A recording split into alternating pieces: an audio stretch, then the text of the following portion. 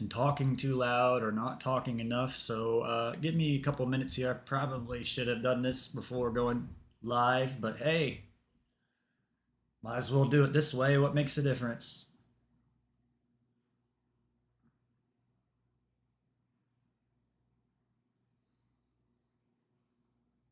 So if you are watching these VODs, I appreciate it. Thank you for being loyal and hanging in there with me. Today, I got onto a big revelation that's been bothering me the entire time.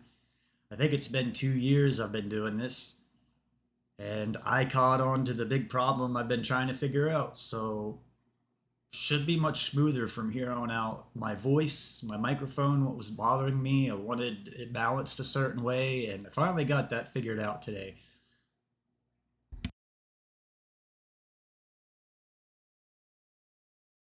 The only problem I'm having now is I don't know how close to have the microphone or not. I think about right here is good. It'll get loud sometimes and sometimes won't. So sorry, I'm still, I'm not a professional. So I am working out some of these problems like microphone placement because I know when you get into games, the main thing is I don't have hardware where I have a second monitor like most professionals out there. So I don't have this screen here, which turns off some people when you go directly to a VOD or not. So this is one reason why I'm just telling you. If you're watching, you can just skip through. I'm probably not saying anything really important. I'm really just testing the microphone level as I talk because I worry about maybe like an hour into this, I start talking lower or not loud enough. Now, right here is looking about right.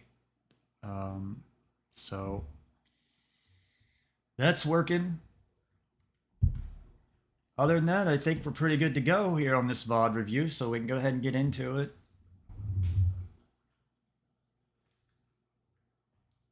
I got a song I really like playing in my earbuds, so let me let it soak in for a minute. I'll go ahead and set up some other stuff here, so we don't need that screen. Would really like to have a computer with a second monitor, and then I can always be watching this and drag obs over here, but I don't have that, so... And I'm poor and I don't have the money to invest in new hardware, so if the stream takes off and maybe I start making some money on the side, I will buy better hardware.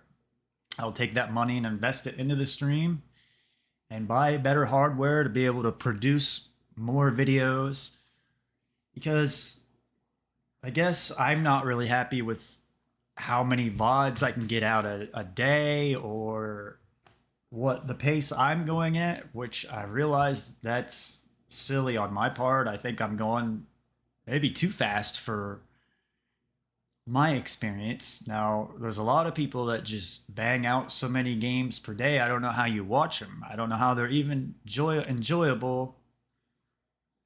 But that's them and this is me. So this is the next level with Sodaron.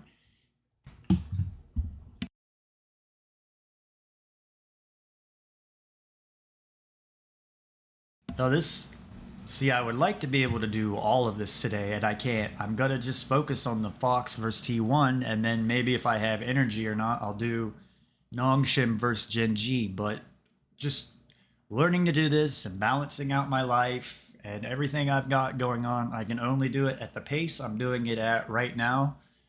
I do see the advantages where I keep grinding. That's kind of what I'm trying to tell you. If you watch my solo queue or listen to my coaching or my analysis, don't give up. Get up every day and keep grinding. Don't let things get to you.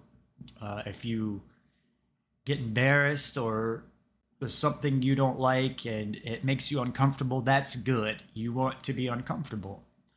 Like these VODs for me. Every time I get into this, I put myself into an uncomfortable situation and then I'm not happy or I'm scared to do the VOD review. And what I hear from other people in the entertainment business is that this is a good thing. You want to be uncomfortable, you want to be out of your comfort zone. That's where you learn and grow and get better. So the same principles apply if you're playing League of Legends and you're grinding solo queue, same thing. You just have to get up every day and stop playing the comfortable champions you're comfortable on, or even though that you may say, but Sodaron, you tell us to keep playing the same champions. I just mean like, say you have a bad game trying a new champion out, and then instead of playing another game and getting better, you revert back to a champion that you're good on or more practiced on, and it's comfortable to you. Take yourself outside of your comfort zone. Seems like something very important.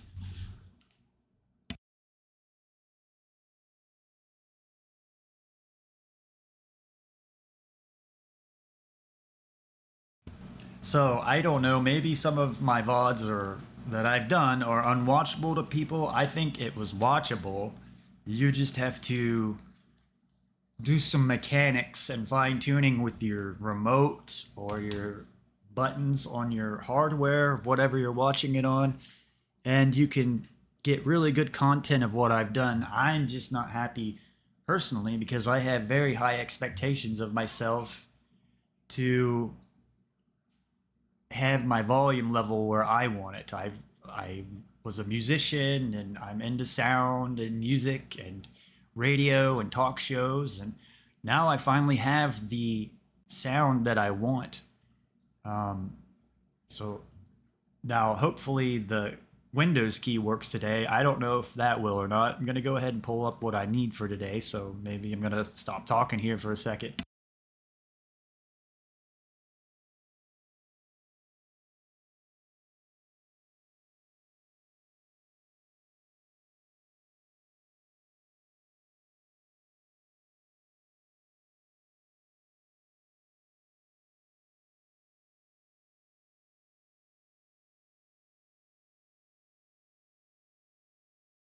It all figured out the problem. So if you watched yesterday's stream, looks like nobody really watched it. I really struggled from personally from my side, but I learned and figured out a lot of my technical problems that have been bothering me.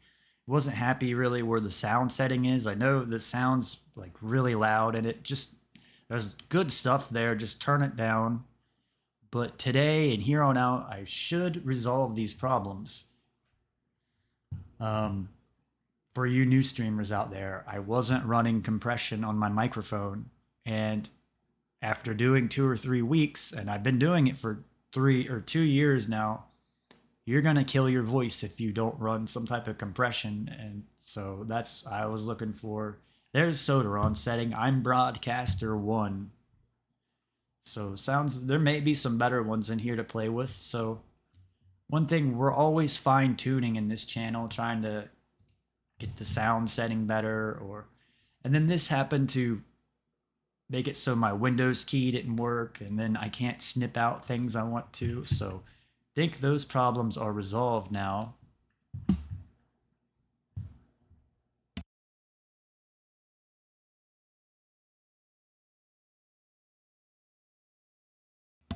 So looking over yesterday, what did we watch here?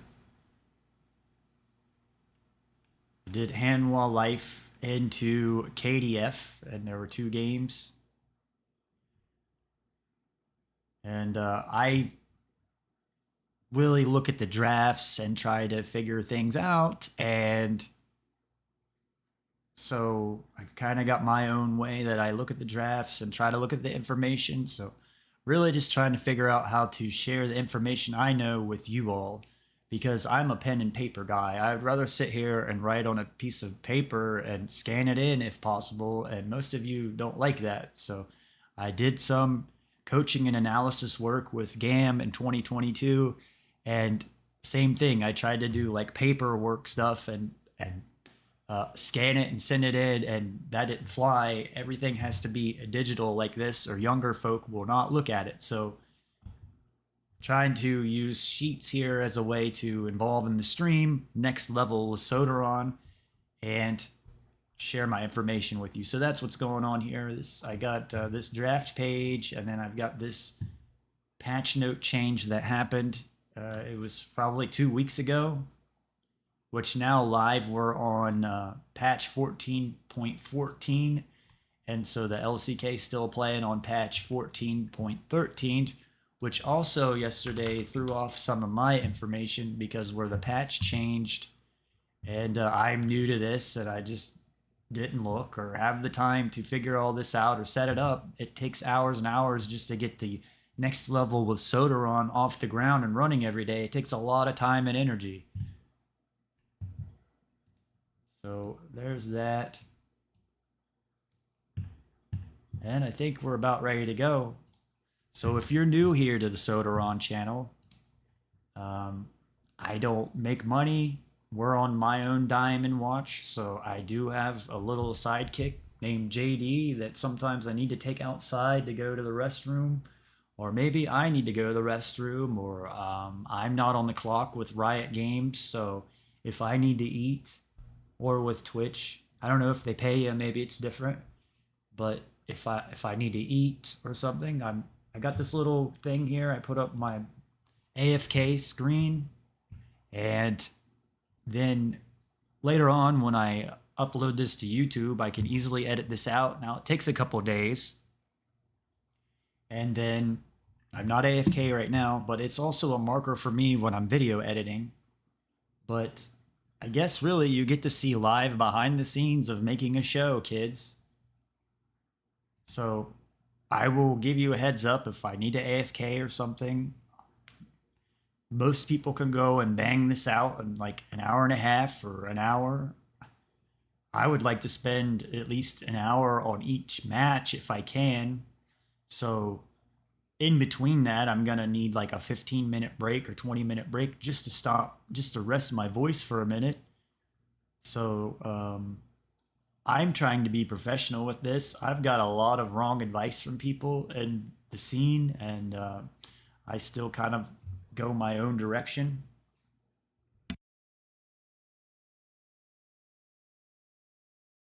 So I'm just telling you how I run things or how I would do it.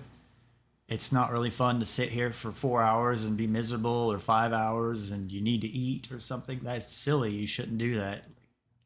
Like if you're out there streaming or something, you need to AFK, go eat. If you're losing a game of League of Legends, playing really bad, maybe you need to take a break for 10 or 15 minutes, 20 minutes. I mean, it's common sense, but most people, I know how you get caught up in it. I've been younger. I've dealt with the same problems. You need somebody to say, hey, time out, go walk away for a minute. It's one reason when I play solo queue, I don't really like to chain games. I'll play a game and then I'll AFK for a few minutes and rest and then come back.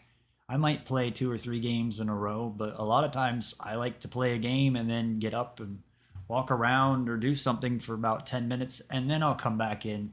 I feel like that's the smarter way to do it, but it I'm sure turns off a lot of people because you want all the content. You want to burn up all the energy.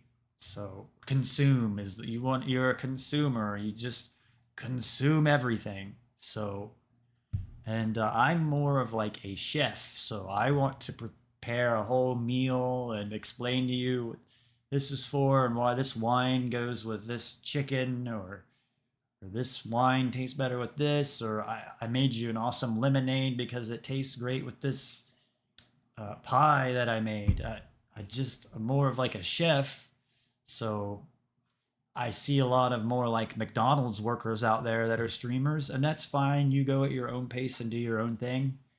You and I are probably going completely different directions. That's fine. We're not enemies. We're all working together.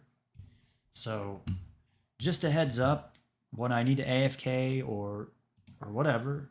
The main thing was my microphone, which I'm happy with now. I did a little like voice impression thing, kind of just maybe like showing off a little bit or something. I mean, I wasn't trying to show off, and I don't think I'm talented or anything, but just um, trying to be outside my own comfort zone or outside my comfort zone. So I did a little microphone test earlier that was pretty funny.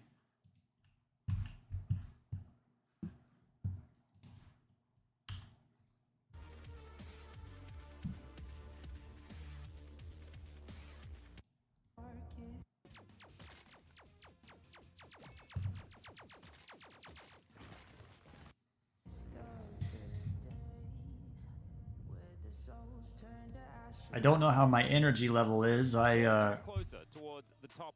My schedule and everything's really messed up right now, so I tried to take a nap at like 4 o'clock in the afternoon and then woke up and watched the Republican National Committee. And I don't really want to get political. This isn't a political show. There's time and place for everything. So, just listening to the points of the match here. Points of the match. So we've got, maybe some of you haven't seen this team before and you're a T1 fan and you're seeing Fox for the first time, or Fear X, or Sandbox. And you remember Summit. Or who else was on there? Oh, why can't I think of it? It was Summit. I don't know. It's been so long ago. Trying to think of the mid laner, and then he kind of disappeared. Fate. Yamato was a coach for this team. So if you don't know anything about Fox, there's some information off the top of my head without me cheating or Googling it really quick or lying to you and having a second monitor over here and secretly Googling it to find it. I don't have that. I just have one camera, one PC monitor. That's it. Would like to have a second one because I can see the advantage it would be to running OBS. And then you wouldn't have to see the little screen in the beginning that turns you off. A lot of the times, again, I'm just looking at it and trying to get my voice kind of warmed up for talking for 4 or 5 hours. Try to balance it so through the whole show or VOD or stream, it's at the same level. So a battle of two teams in need of momentum shift. So I guess they're saying that T1 was angry because HLE just beat them. You also have Closer was on T1 as an apprentice or a what do you call it now, academy or challenger. So Closer was a mid laner on T1 underneath Faker. So you got the master and apprentice right here. Master. Don't get me wrong, but I and think you've got his apprentice. To drop a game left or right. The other one was the Poby situation. So things are not great. What we do see Takes quite a while to write that out. Shockingly enough, is actually doing like pretty decent. What will the bot lane matchup look like? Once Duro has come in, and I do think that Duro has looked like just a better version of Execute. There's still the same flaws where you go, oh, Duro, I don't know about that. And the same champion. Sometimes I don't know what to do with the information I'm given by the Riot Games. You know, it's not enough to turn around BNK, but it's something that they're going up. And I think Guma, his face in this picture really says it all. It's like, that's not a face of mercy, Atlas. And Duro did come into the LCK saying that he was the second coming of Carrier. So we'll see whether he's going to be able to do well up against the real thing here today. You could imagine that the nerves are probably... So I do enjoy listening to these. We do welcome BNK out into Lole Park here. I do enjoy the LCK and the casters, and I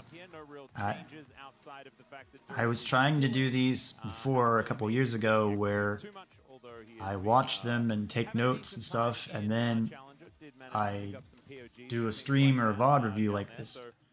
I can't even keep up if I do that way. It would take me 3 days or so, and then after that, people are uninterested on to the next week, so I think I need to keep up this pace where, I mean, had coaching experience, I've been watching, I've tried to reach out to teams for 10 years and tell people like, well, I've watched this for 10 years. I've watched League of Legends since 2013. I got into it at the end of 2012. I played Warcraft 3 since the beta, which basically League of Legends is kind of like a clone of Dota, which I didn't like Dota. I thought Dota was for noobs, so I didn't even like Dota. I really didn't like League of Legends when it came out. My best friend got me into this game, and my quote was, "That game is stupid. Why would I play that?"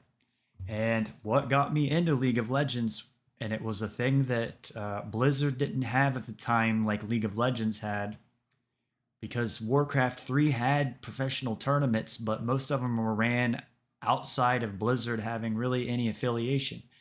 And Riot Games, I saw the World's 2012 finals with TPA. My friend was showing me, and I thought, well, that's pretty cool. I do like that. I'm gonna have to clean my glasses at some point. Forgot to do that before I started streaming. Here, I'll give you a real quick tip. If you pay a lot of money for glasses cleaner, you can do a much better job if you go to the sink, which is what I'm going to do when I walk away for a second. I'm not even going to put my screen up, but you go to the sink and you take a tiny little drop of dish soap on your pinky and you just scrub the glasses lens and then like run hot water on here. It's better than glasses cleaner and much cheaper.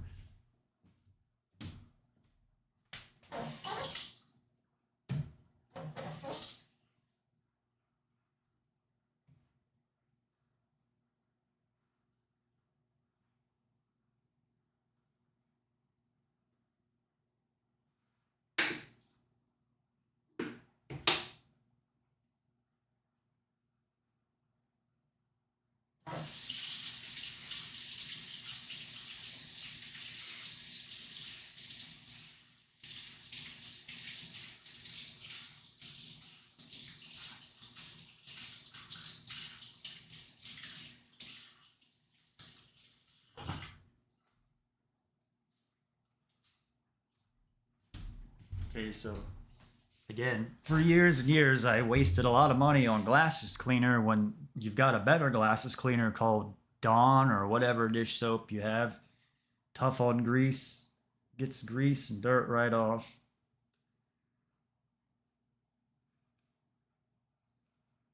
I didn't clean it as well as I should because I'm getting in a hurry trying to come back to my stream.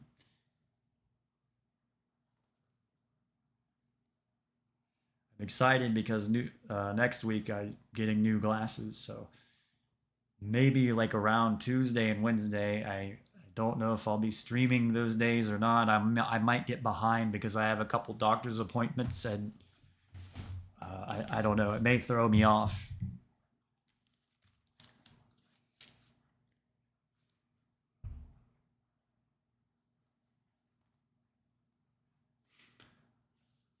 Okay, I guess that should do it. Normally I clean them before I do this, and I kind of rushed into this. So back into the match. Again, we've got match 43 in the LCK, which is against Fox and T1. Looks like they're not gonna talk too long, so might as well watch this to hype the match up. T1 were winning until they lost, sort of situation, like looking like a better team on the day. I don't necessarily feel the same way, but I do think that they are very evenly matched. Right? Yeah, I think that's the key. What, in a weird way, then take away from what T1 has done. So the LCK's saying that the key players are Raptor, which is the jungler on Fox, against Owner. Which I wonder, while they're talking. I think jungle, this split in particular, is really... See, that's like, see how my voice just went down? I started talking lower. That's why I worry about talking, where to place it and all this stuff. Tracker, player. And we'll have to see, because Owner, you know, as long as he's not playing against Peanut, I think really has a lot of consistently great moments. And, you know, Peanut kind of does that against everyone. Yeah. I think Canyon also. So Raptors on Breon challengers. I never mentioned Gen G. Yeah, they're not real. They're not real here in the LCK. We're just going to give them the clean sweep and move on. After this, in fact, it is Gen G looking. I wanted to see what his rank was on the challenger ladder. I went over the challenger ladder yesterday. Pretty amazing teams. So yeah. and like the significance of being in the top 100 or 50, and for example how Viper's been in the top 50 for years and having multiple accounts. If you want to start saying who are the best players in the world, the body of work that Viper puts out proves perhaps he's the best AD in the world. Some relatively happy faces, I guess. I'm scrutinized. Ready to pull a great prank, and you know he's put in a lot of. Are going to most likely. So I put my drafts, again, I used to put them in a notebook, but now I'm trying to show them digitally with you. Another thing where I need another screen. But I'm gonna put my drafts in here. Just have to say, like, everyone seems to be having a phenomenal time on the BNK side. Like, seriously good vibes. I wonder whether we should be worried for T1. We'll just have to find out. We'll wait and see as we dive into the draft here for game number 1. Blue side for BNK should favor them as the Nidalee respect for owner coming out immediately. Yeah, it's also hard. It looks like that's about a big enough thing to read. We're about to get in danger. Okay, so I look at the drafts a certain way. I'm sure everybody does. It's just how I need to digest the information. Perspective, I also think Rapture has, as mentioned, struggled, and playing into a jungler like Owner is not going to be a good time. We really saw yesterday as well. 2, 3. To try and play jungle when your lanes are not doing well in the Kwangdong series, where Cuz was just like kind of there. The Kalista, interesting that So you got Rumble top lane, which on the red side, which it looks like that's banned almost every game. Teams are worried about the Rumble with the Ignite being a very tough lane. And then I guess, too, where I talk about it, I caught on to it last week about the Void Grubs, so I'm guessing that's one reason why like Rumble's very strong in the Ignite top lane, and then accelerating them even further with the Void Grubs, because the Void Grubs seem to really help accelerate a top lane, where we're seeing top laners pick weaker champions into like a bad matchup, but then the Void Grubs come in and make up for this. It's self-explanatory, all right? It's going to be double A carry. Probably pick up Ezreal here, even though you might struggle on lane. I feel like that 1, 2, 3 is still going to feel amazing. Yeah, you can see Gumayushi actually having a little bit of So I was talking. 1.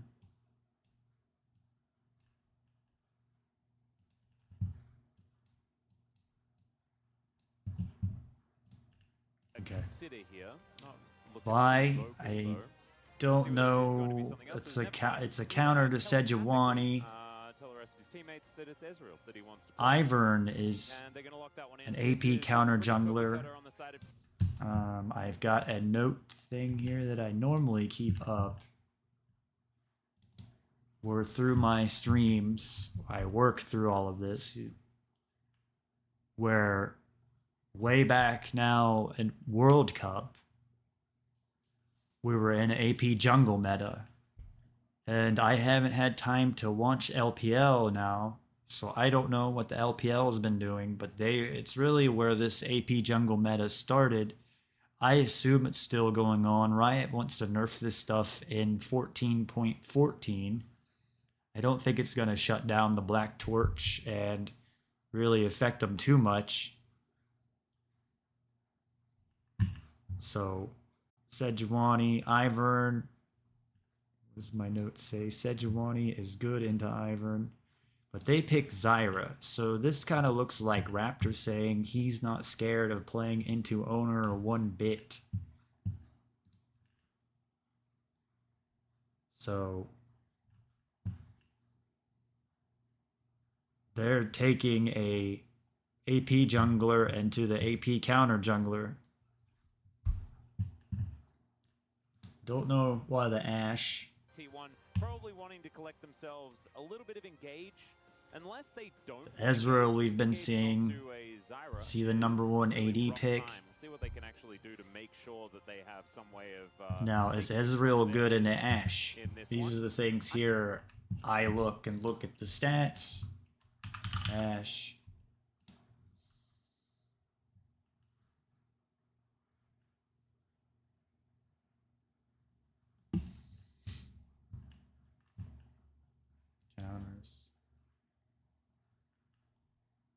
Did Ezreal.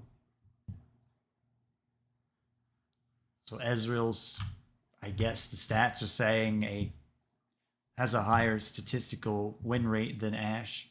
Is this on the right patch? No, that's not on the right patch though. I was gonna say that looked kind of weird. Ashe is good into Ezreal. Aha, see. So Guma's very confident to take what can be considered a bad matchup here in this game. So clear, it looks like it's getting countered.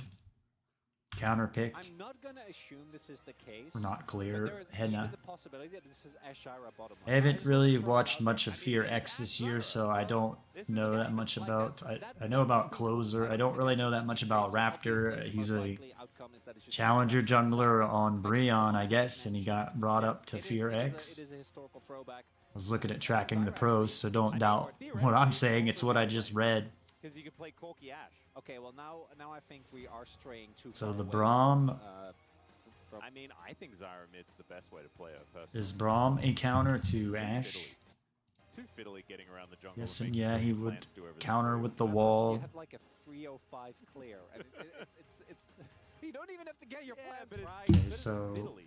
Okay, well.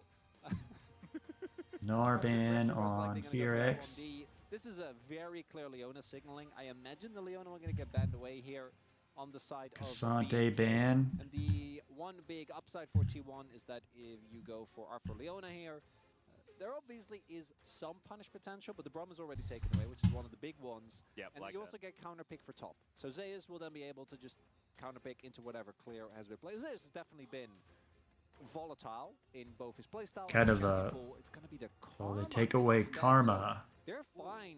That with would be the an ultra poke Leona lane, being picked up Ezreal here. and I Karma, think so that's that would be a fine. very Isn't it strong bottom super weird, lane though, just and because they were gonna allow have heavy zero engage, and if it was heavy counter as pressure well, the then entire T1 are time. never going to be able to do anything. Yeah, but the lane pressure would be, I think, That's true. incomparable. And the main thing with the Corki, weaknesses of not having engaged, I don't think Tristana. about the T1 Corki, 'cause they're maniacs. I guess They're one of the gonna- reasons they're that he's gonna taken back is the road lane. Q, They're gonna get the first two phosphorus objectives. bomb. So I understand it from that perspective. I do think Ezreal Leona is gives still really something good vision. So I don't think So T1's gonna be that's too one bothered really by the strong fact thing that gets pressure overlooked lane on Corki not is the available vision to them. that This he is a- allows. And so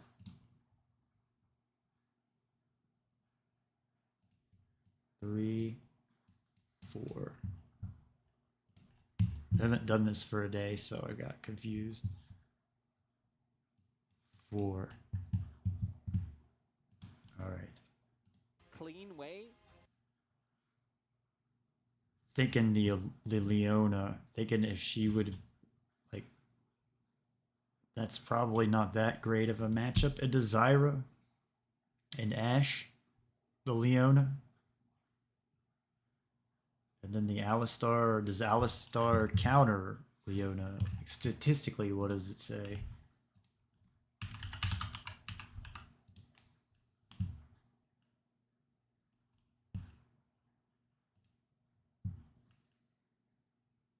Leona, that's not the right patch.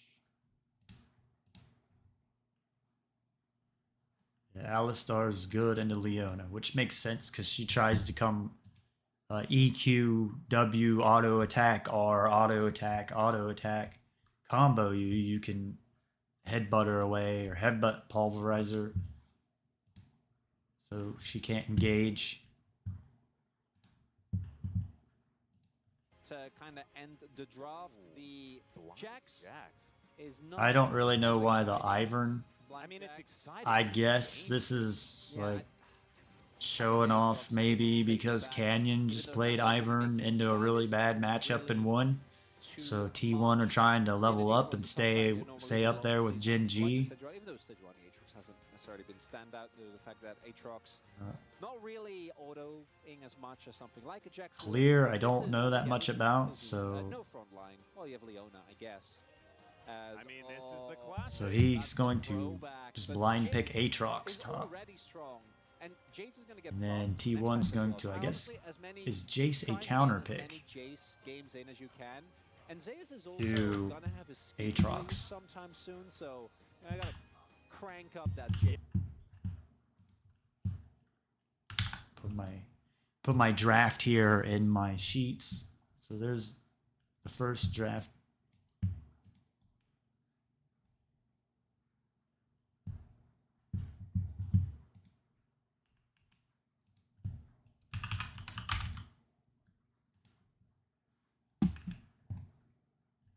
Just wondering what the stats say about Jace.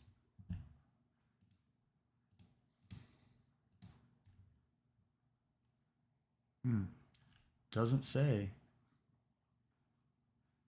Why is Aatrox was so... Nobody played Aatrox on patch 14.13 in solo queue, apparently, to have a sample size.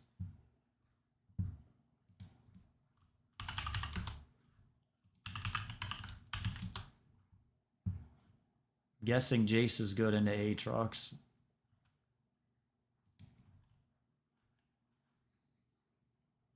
I don't really want to sit here and lie to you and tell you, well, I know. I'm trying to be honest. Go by the stats.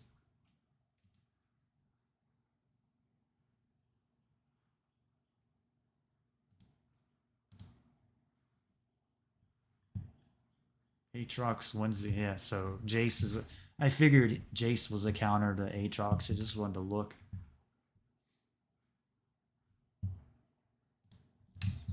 All right, well, get into the game here. Yeah, value. Got to make sure that you, it's like the preview. Got to get it in there. But this also does mean that it's any sort of engage that they were lacking. One thing for me, I'm trying to learn my energy level, and with caffeine and talking too much or too fast, or balance it out. So I've been working on slowing myself down a little bit. A lot in this game is going to ride on how well Duro can do, because he can find engages as Alistar. Yeah, but Alistar does. Here, I'm not complaining or saying anything, but I'm running on low sleep, so I don't know how this will turn out. It's pretty telegraphed, right? Like you can flash and you can flash pulverize, but it is always something that I think particularly teams like T1 are very experienced with playing into, compared to something like Durel, the Nautilus, which are a little bit more. Guess I could just get into the game. T1 love playing these fiddly poke style compositions. I think strong lanes towards that mid lane. Just seems battle potentially for BNK. Let's see what they can do as we hop into the rift for game. Well, first I wanted to look. I might as well look at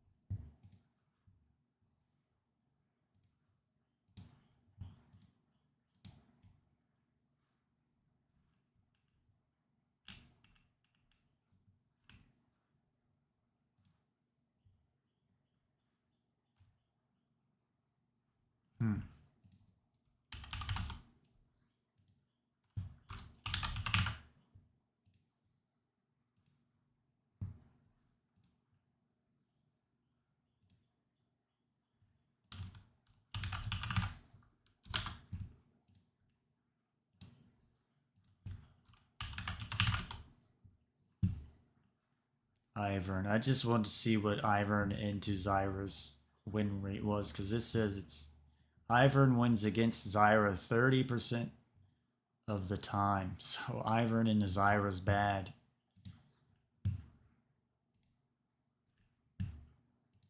Number one.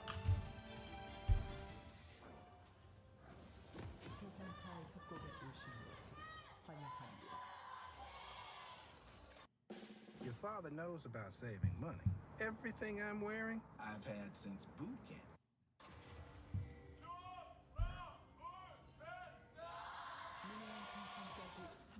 So this is where I'm trying to figure out the vision and what's going on.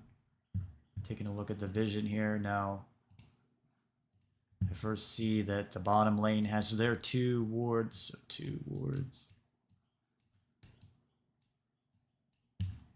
And then Fox's bottom lane, and then 2 wards. So you don't see any sweeper lens, so it's gonna be... And they were saying in the beginning of the game this was going to be the tough matchup here, is the 2 bottom laners, or the 2 bottom lanes into each other. So I don't really know much about Duro. I've seen Henna around. But the beginning of the game, my dog was like asleep, snoring or something. Sometimes he'll be sleeping and making noise in his sleep or having a dream or something. So dogs can dream too.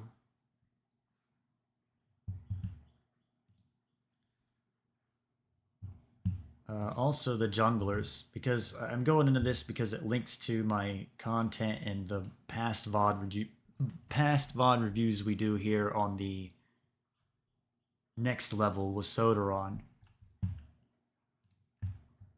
where we saw some sweeper lenses early, or we see some sweeper lenses early on the supports.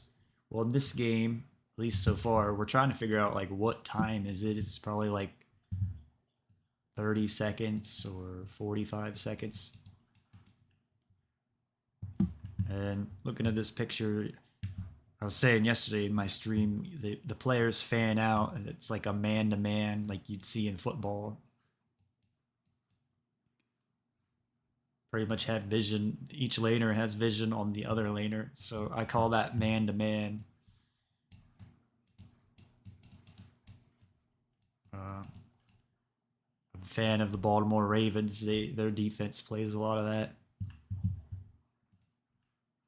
At least back in the day. Now everything's like a zone defense.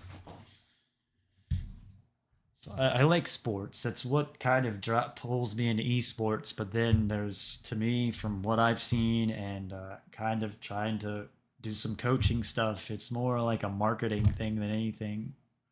So really, my opinion of esports, from what I've seen, until I'm proved wrong, it's more of like a marketing gimmick than anything. So, supposed to be a sport. Or we're sold the dream that this is an electronic sport. This is the future of sports. Sports won't even be around in another 20 years. Everything will be on the computer.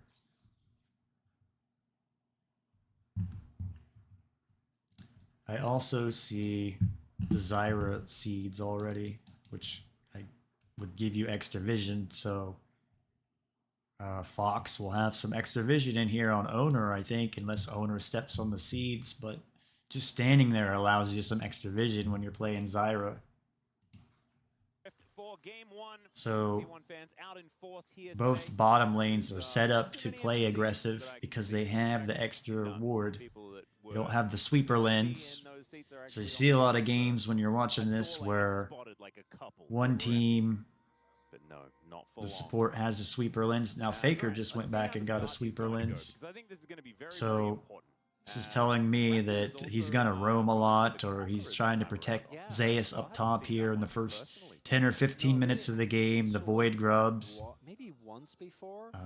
That T1's going to heavily invest in the Void Grubs to try to accelerate Jason and the Aatrox. And Faker didn't get any wards out. So also Faker's saying, hey, he's very confident playing into closer here because he's not going to have any vision here or here or here. And I'm sure Faker is going to play super aggressive into closer. And then if you end up dying, Faker will have Ivern's Bush to come in and protect him, and Faker will be able to hide on Bush from Ivern all game long. So maybe that's one reason why T1's wanting to play some Ivern, so Faker can hide on Bush the whole game. Honestly, fine. I think Zyra wants to play it a little bit safer, so I really like the com attack. I mean, isn't that normally the Zyra thing as well? It's like as long as you've pressed Stranglethorns with some plants down, you're so there was no really early game vision on where each of the enemy junglers are. Impressive. I think Zyra at least wants to do some pre-fight poking. You know, plans we've seen that have. Not in this comp because you're going to get severely outranged, and it's going to be really hard to actually execute on that. Also, clear going for Fleet. We've seen Fleet be so I see Zyra. I like Zyra because you can take the movement speed rune on her, and Leona has the movement speed rune. Now again, I've caught on to this the last couple weeks where I really think the zombie ward or ghost poro like Barrel takes on KT is a better rune choice for Leona, so you can get an extra ward later on the game. Like, say, Carrier goes down here and sweeps this out. If he had Ghost Poro or Ghost Ward, he would get this ward plus 10 gold and then have a ward here. But he's taking the Hextech Flash and the Cosmic Insight. The rune setups, right? Absorb Life, insanely strong right now. A lot of similarities. It's going to help a lot. Same for Zeus with dodging the skill shots that Jace is going to throw at you. As as I say that, walks right into the shock blast. Don't really know why Clear put this ward here. That's something. Yeah, there we go. I mean, it is I would rather have it like over here. Bullied in this matchup. We'll see whether he's going to be able to find some angles. Of course, Didn't see the exact time or placement of it, but I pay attention to the warding and the vision. That when I did analytical coaching work, I focused on the vision and the jungle stuff. So here on the next level of Sodaron, since I jungle in solo queue or support, that's what I'm trying to probably watch more than any other role. I think jungle's a role that most people, like in solo queue and stuff, are put off by or don't really understand what a jungle does, or so I've called it like a makeup. So that was actually a great setup. Because Raptor was also in the area. Now again, see the bottom lanes here have. Well, I think he denied the cannon, so you know that's. There you go. That alone is not enough, as we do have 2 wards. aggression being shown here. Yep, a lot of people roaming over. Exactly right. It is going to be Gumayushi on the earlier roam though, Which allows you to pressure your lane. There's a line I talk about over and over. Gotta preach about again, but if you go over this line, you're on the enemy side of the map, and that's where you need a ward or a flash to be over there without any teammate around, or you're gonna get caught out and be punished. So much pressure already here from T1 in these lanes. He doesn't have cleanse. So see T1 have straight up died if Carrier clipped him there. Not gonna be the case. Hannah just going steep ward right here. Back to lane as soon as possible. And Fox have this deep ward right here, and well, it's not a deep ward, but a ward in their jungle. So that's for to prevent Owner coming down in here and ganking. So Owner's gonna probably get spotted out by this one ward that Fox put down. But instead, Faker needed help right here. And he had hide on brush, hide on bush, just saved his life. That's one good reason for Ivern. He's like a disengage because of his W. Because when you're in the vision, then when you're in the bush, then you need to have some type of ward, or you can't see your enemy, so then you can't even do anything. You can't auto attack them, but they can attack you. So turns trades for more for AD champions. So I could see how like Ivern would be better for AD champions, like this team comp they're running with Jace and Tristana and Ezreal. That Ivern probably helps AD champions more than APs. We'll have to see that's the same in pro, but the Tristana nerfs seem to be effective, which I'm very happy about. Mainly because of the ranged auto attacks is what I'm trying to say. So like APs can ranged auto attack, but AD mid. I think I saw anything from like Draven to Zeri to. That would make sense. Yeah. I feel like we're finally coming full circle though, because as soon as you can just play Caitlyn and Ashe mid, Faker already traded back his sweeper lens, so we've just finally done it. And then don't exactly know what that's for. Bring back Ivern Owner traded his back. Or traded his back. He upgraded to the sweeper lens. But Faker put this ward over here behind the mid lane. Fox's mid lane turret, T1 turret. A great moment as we do see Raptor trying to take this. Might be a little bit of a smite fight here, but look at that. Advantage on the roam. Yeah, grasping roots going down there. Good smite there from Raptor as well. Oh, he's 6 now. Yeah. That's actually quite nice, but look at that top lane. So both teams were prepped and trying to take the Void Grubs. Oh, This does come another down. bow. That is a I like teams to take the dragons and end the game in 25 or 30 minutes, but Now that's B&K, they take control of these grubs, I and see now what out. teams are trying to do. I finally caught on that looking kinda they're trying to good. accelerate the top lane with the Void Grubs, Surprised here, Atlas. Actually, Yeah, very impressed with Raptor. yeah, even though actually, I really nicely still played think out the with 4 himself. dragons with the One Dragon thing was Soul that Zayn is did have great prio, but he also is was a better already plan, buffed a little bit, and he because was you learning can the get ropes, so both, he because the just Void once he Grubs walked spawn into at the 5 Zyra minutes. route, That pretty much tried to allows get you some more damage down. Was almost a little enough bit time there. to get He them was and already then go there, down naked to flash, the snap dragons engage on top of the Zyra, and which take is the obviously your dragons. biggest weakness. But if it's just also Zayn depends over what there, champion you're it's playing. actually If you're really hard playing for like a them to put Brand or a down. Lee Raptor Sin especially, versus, Daisy. I don't So, know, like a I like that fight Volibear. there by Maybe BNK. Volibear's Duro also matching the ropes decent to at make sure that farming. Keria doesn't Trying to find think it of a again. slow jungle, That by itself not gonna be like enough to Ivern's really one, change your and I didn't really go on this either, layout, but but nice I've enough talked for you about here, it for Atlas. 2 weeks, and I know that's part of my job is I sit here and preach the same stuff over and over again, but the one drawback of Ivern is you need Daisy before you can take the dragon or take the Void Grubs, because you can't do any damage. I mean, you could have your whole team there fighting, but you never see that. And that's like him doing what it says on the tin. And there's also a big wave for Clear to catch here. So even then, not the worst news, although he does need to actually... So another thing here on the next level with Sodaron is I try to keep track of the summoner spells, and hopefully people in solo queue that want to get better start paying attention to the times on the summoner spells so they know when they're up, You know what? When Atlas is and then pulling you out can the make a play from that if you catch one of them out and then like they don't have a flash and then you take them down. Actually gonna answer it with an arrow, and they did throw out a lot of buttons towards the Ash here, but Duro was sort of... I have a fear I'm gonna look at my microphone and then it's gonna say the mute button's on, and I'm like, oh, I gotta start this all over again. So obviously faking that he Fox has is taking the dragon on top of he might have been in some trouble. the Scuttle Crab vision. Down, it was only level 5 for Carrier, so maybe that's just... Yeah. He saw an angle there as the first Drake is going to be taken. We've got Chemtech into Cloud, probably an Ocean Soul, I would assume, based on the amount of rain today. As now Closer's just flying his way up. Closer makes a He's in melee range with a Jace, and that is roam up top here to, I guess, help Clear. Clear used his ult. Spare time on this turret. Raptor going to come on over and try and answer. As I was talking about mid lane Zyra, there we go. We nailed it. Not going to find the grasping roots. It's actually looks exactly like my gameplay. That's not how it The should one look, thing though. too, another drawback of Ivern is you gotta go back to your jungle camps twice to reclaim. So it allows you to get counter jungled. The Heimerdinger approach to CSC is like, it's fine. Turrets will get most of Although them. Heimerdinger does have that grenade ability. I don't know what happens if you hit a champion with it, because I've never done it. But that one's a weird one. I don't think anyone has, Atlas.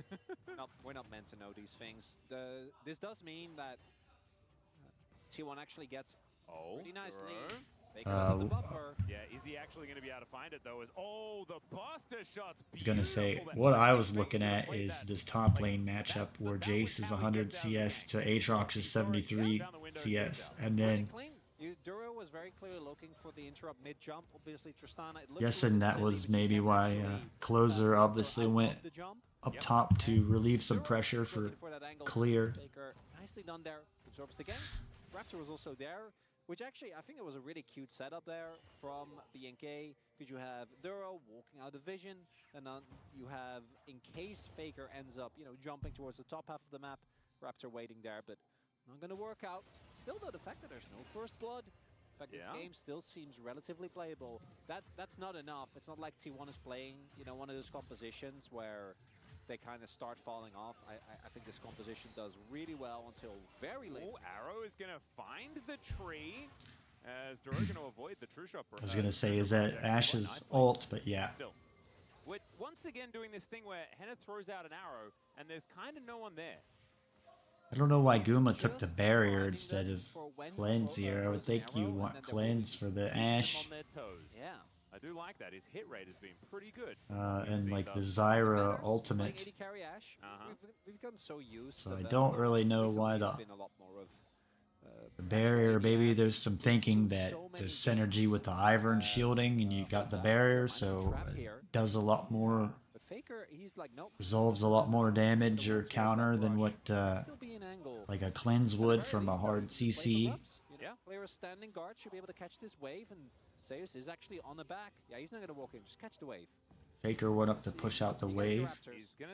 Okay, he is. Jace is roaming middle. Yep. And there we go. So here That should comes be Jace 6 mid lane. Going over to B&K, which is fantastic when you're against a Tristana. It's looking like Faker maybe having a hard time in the closer, or he's staying even. Is that they're still down about 1.5k, and the real issue with this composition that T1 has, if they don't, you know, snowball Tristana or Leona completely out of control, it's going to be... And what I mean by that is, like, it's sometimes look like a lot of the mid laners don't give Faker too much of a challenge, so he's playing a game where he's actually Yeah, carry up. Going in as well, but having a real matchup in the mid lane. thought that perhaps the fight would go a little bit further as we See Ashe is starting to get behind to the Ezreal. towards it. Not feeling too phased at all. Testing the waters here at T1.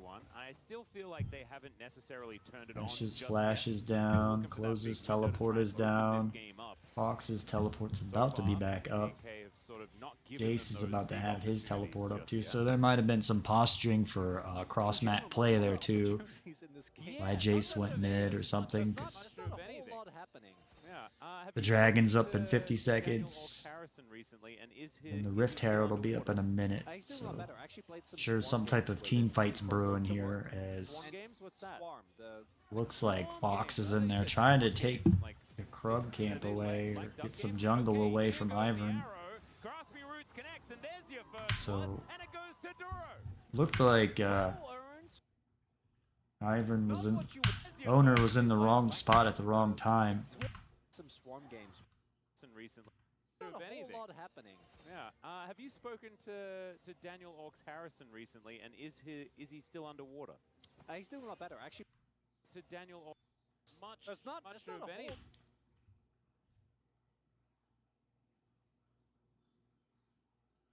Say, okay, so this, I'm guessing like Alistar gets spotted out here. And I was looking and thinking, well, the T1's got a lot of vision here, but in this picture anyways, on the mini map, I can't see blue side stuff. a whole lot happening. Yeah.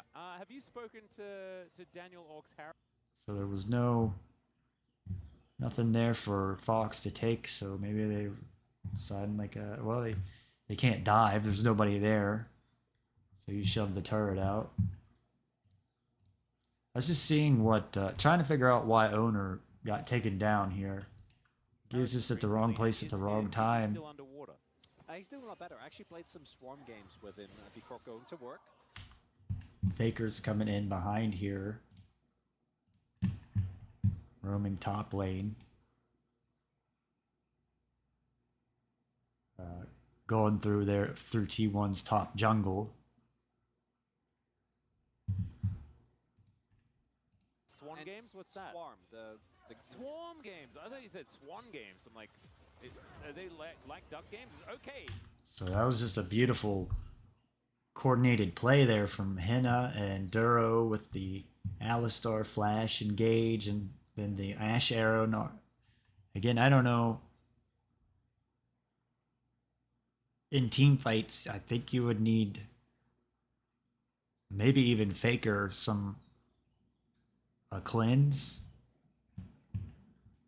Just with all the hard CC of the Alistar, the Ashe, then Aatrox has some knockup at a team fight. Zyra has a really nasty area ultimate Here goes with the hard arrow. CC that Graspy locks you, Roots roots connects, you and like there's you your just first see. blood, and it goes to Duro. well-earned, not what you want. I'm very sad that I started off the first blood of this series with talking about Swan games. So but then owner we is did getting Swan behind games. by 20 CS already. At 14 minutes into the game. Nicely done. Good setup. One of the big weaknesses of the Ivern is that once you do get on top of him, which can be very tough, there is a great amount of burst that was ready to be thrown into. And I assume owner's going to have to come down and claim this camp, so he's pushing the lead as they often do. Going dragon Get the side. most out of a rough situation towards the top side, and they do.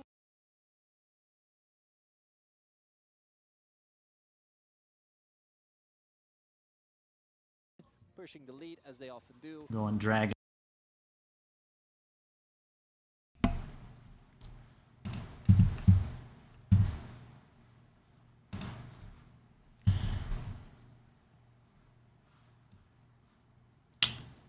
I had a little bit of a technical problem to this stream where I was talking and I told you my fear is I come back on this microphone button. I look at it and it's flashing where I've muted it. So I had to step away for just a slight second to check on my little one, and I come back and I think I talked for like another hour or 40 minutes. Maybe it was just 30 minutes, and looked down and realized the light's flashing, so I had to redo the stream and everything, so now I can get caught back up. Hi there, Henry Arlo. Hey, started following you. Can you see my chat? Yes, Henry, I can see your chat. Thank you very much for the follow, my friend.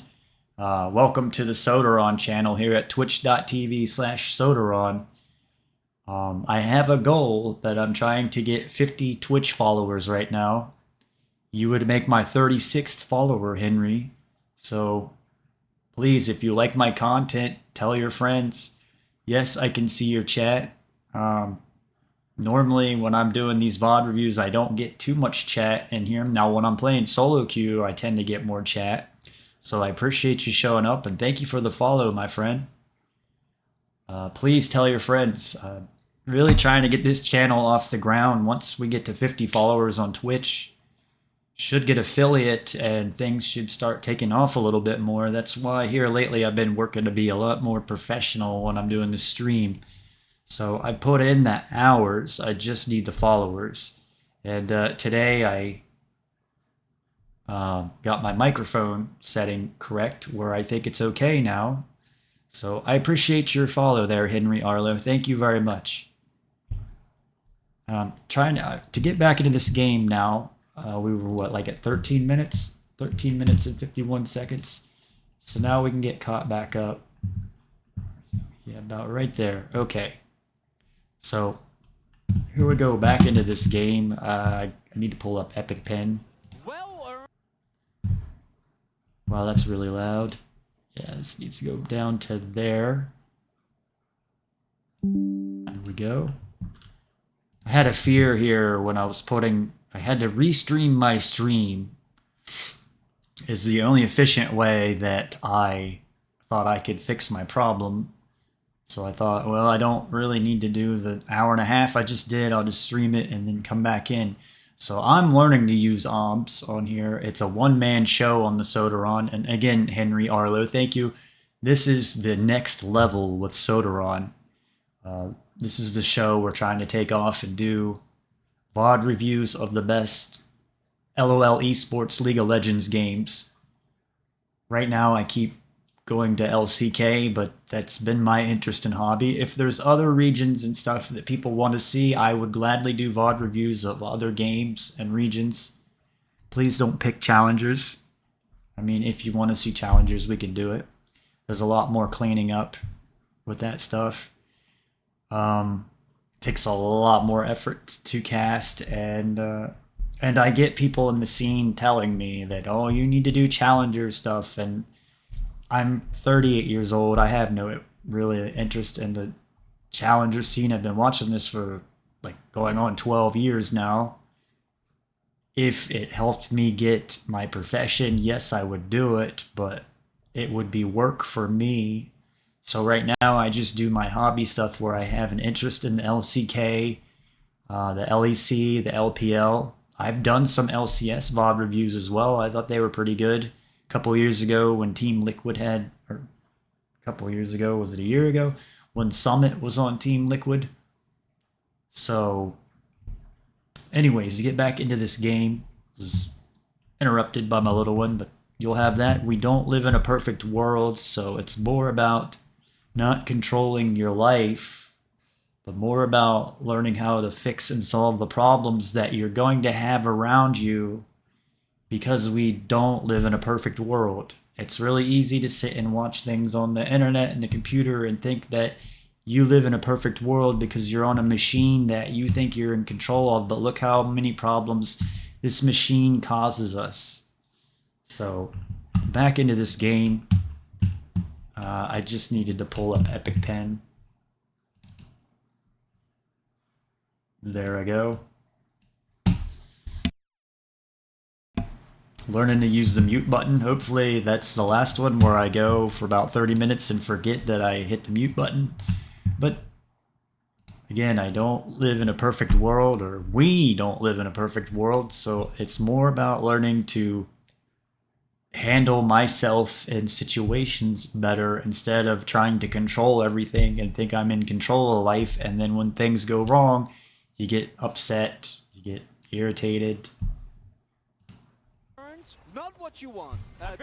So I do apologize, I was a little thrown off here about the momentum that was going on in this game. I understand the fact that you'd be thinking about Swans Atlas. Yes, there we go. Duro, though, nicely done. Good setup. One of the big weaknesses of the You got Guma and Carrier, 2 versus 1 shoving pressure in this lane. Great amount of burst that was ready to be thrown into Teleport down. By a good amount. I like this play from T1, though, immediately answering back in mid, pushing the lead as they often do.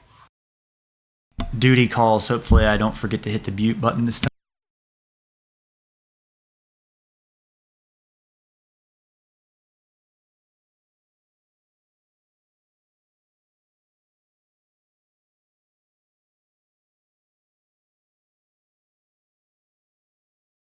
Get my little sidekick here. He's almost old enough to drive. In another year, he'll be able to go get a driver's license and drive me around. So my 15 and 16 years of parenting him will pay off, and he will be able to take me to doctor's appointments and help me get my groceries.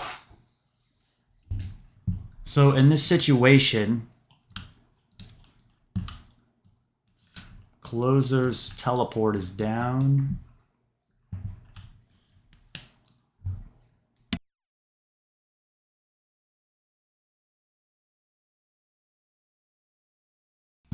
He's a star. He wants to be a star. He wants to be on the camera and on the microphone. Been that way since he was a puppy.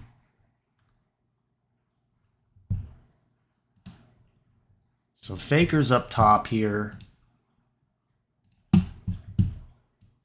We're 14 minutes into the game. Fox have 1 dragon. And this was a game that's a fight over the Void Grubs to help get this Jace lane ahead of this Aatrox, which really isn't working out. At 13 minutes in the game, 14 minutes of the game, this lane matchup is even between Faker and Closer. Zyra's a little bit ahead of Ivern. Guma's a little bit ahead here of Henna. Just trying to figure out what's going on. The Rift Herald's up in like, what? Is it 20 seconds? Is it 14 minutes or 15 minutes? Towards the top side. And they do spot this a little bit. They think they have enough. I lost my momentum after this last play. I remember talking about this, where this was a very well coordinated play. And I think that Fox just got the Void Grubs in that situation. So the Rift Herald's live. I would want to take the Dragon if I was coaching a team. So nicely done. Yep. It's pretty important to have some I really wouldn't worry about taking the Rift Herald as well, because if you don't, you're just throwing out grasping roots, and it's really difficult to make that land. Faker has his teleport, and Zayas has his teleport at this time, so T1 do have sort of a advantage where they can make some type of teleport play around the map. T1 taking out their anger after losing to Humble Life. Might still come. I'm not. Well, I mean, they need to start fighting for some of these neutrals, because right now, B&K have taken all of them. But they decide to shove this bottom lane and apply pressure in the middle lane, and Faker up here collecting So certainly good, but more farm. I think I was saying this earlier, like he is, Faker's not bullying closer. He's having an even match, or it's like Faker's kind of struggling in this matchup where he's used to bullying. Here, T1's, I thought we're going for the dragon down here, but yeah, they got the dragon. So this allows Fox up here to, they're shoving this turret because they just got the Rift Herald. He's still going to go for it. Looks to get the charge as he's a very tanky. So this has been a matchup where Faker's kind of struggled, and he's usually bullying his opponent. And as you see, Closer's ahead by 6 CS. Now Faker is on his Kraken Slayer, but Closer has his Ninja Tabby or Steel Plate Boots, whatever you call it. So now Closer has a good advantage right here. He teleported in. Faker seems like a player, or doesn't seem, he's a player that if he doesn't have the right itemization, he won't go in and won't take the fight, and so it holds the rest of the team back, where this is some of the T1 problem that I see. So it's like some of the hesitation there where he doesn't, in his mind, have the right itemization, so he backs off, and then it maybe the rest of the team, Guma, Zeus, Owner, Carrier, they want to take that team fight, but Faker's not ready or confident. So these are some of the things that are holding T1 back that I see. B&K are doing a really good job of punishing them. Because, look, again, like giving up this turret, that's one thing, but going in this aggressively, he shoved as Faker Buster shotted clear into the wall, but it didn't do anything. Just a second late, and it just so in this game, T1 are bite off a little bit more than you could chew. Yeah. Looking a little off. Maybe it's in the middle of the season and people want to put them down, but they just won World Cup. Maybe they're trying some new things. Maybe they're bored. Maybe they're played so many games and scrims. They're tired here. They overlooked Fox. But otherwise, it is Zeus on T1's side. Certainly been having some good times pressing the. I've not really been a big fan of Ivern as a jungler. As another arrow going to I've seen some reasoning here to play. On to Zeus in the top lane. Redemption comes on down the Okay, so Daisy was out and didn't do anything. I think that was a mess up there on Owner too with the premature Daisy. I don't think he was using it to take the Scuttle Crab. Another arrow going to pierce the heavens once again. Actually connects. On to Zeus in the top lane. Redemption comes on down the Daisy there, I don't know what. So T1 seemed off in this game. The communication, there's hesitation. Maybe I mean, that's not the point. Isn't that what you said before? Maybe Owner's not comfortable on Ivern. I don't really recall seeing too many games of Ivern on Owner, or maybe this is one of his first games. Okay, there's the soul of Fleb. That's also not really going to do too much. And like as Fox get this middle turret down, I'm talking. But I'm just trying to get my momentum back into the game where I'm talking, where I got interrupted. Yeah, and that's life, kids. So one thing too I see is, like I was saying, Faker is very, he won't take fights unless he gets certain items or has the right items. He won't even try. Where he might be able to outplay, or a teammate might be able to outplay, but Faker will hold him back because he won't take the play. So we just saw that in this game so far. But he's behind Closer, and Closer's on his 2 items and his boots, and Faker's only on 1.5 items. And teams that I see in the LCK, they won't go for the Baron fight at 20 minutes unless all of the laners are on their 2 items. So Jace is on his 2 items. Owner is not on his 2 items. Guma's not on his 2 items yet. Henna here is only on 1.5 items. 1.5 items, 1.5. But you get my point. But And he will be pretty close. so T1, I don't think will even try to take a Baron fight unless like Faker's on his 2 items. Now maybe, and I need to pay more attention that the other laners like Zeus and Guma will go on the fights. Guma looks like he wants to fight all the time. But I feel like Ocean Soul is when there's an Aatrox. Owners looked a little nervous Yeah, Aatrox with Ocean in the Soul, last okay. series I watched, which was HLE. Also full AD. And he looked really nervous when he pulled out the Poppy, I recall. So it looked like he was not confident at all to play the Poppy, and then HLE won. Where I think, if I recall right, it was 2 games before that. Were 2 really good games from Peanut on Poppy. So then T1 tried it, and Owner just looked nervous in the draft, like he didn't want to play it. So Faker gets his Zeal here. Collapse into the mid lane. They'll take this in a turret as well. Out rotating. This was not on my bingo card. I didn't use bingo card. And so Fox's laners here. Ash is on 2 items.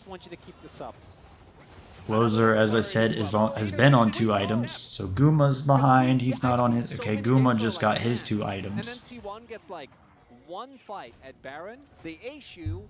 And you lose. Yeah, I do kind of have that. The I'll rest my voice here for a second. I can feel it happening, and I don't Guma just got his Manamune. Well, they haven't earned the win. Corki doesn't have his. It should be stacking soon. It's not that big a lead. Yeah, they're even but on Drake's. I want to believe, Atlas. I know, me too. And they managed to take the inner turret in mid lane. And with this T1 composition, right? Like, you want to be standing your ground and defending, right? I think I talked about this, but Corki and Ash seem really good into the Ivern because of this brush right here. Where see where Owner just put the brush on Guma, and then if you were Fox, you wouldn't be able to see Ezreal, but if you hit him with a phosphorus bomb from Corki, then you would, or Ash's E. The T1 go down here and take the dragon. I don't know why.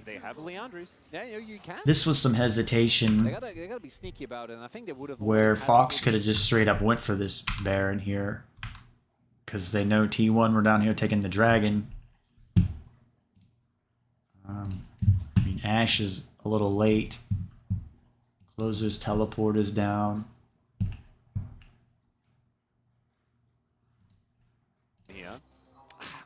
Yeah, but Faker wouldn't go for this Baron here because he's got to have his 2 items.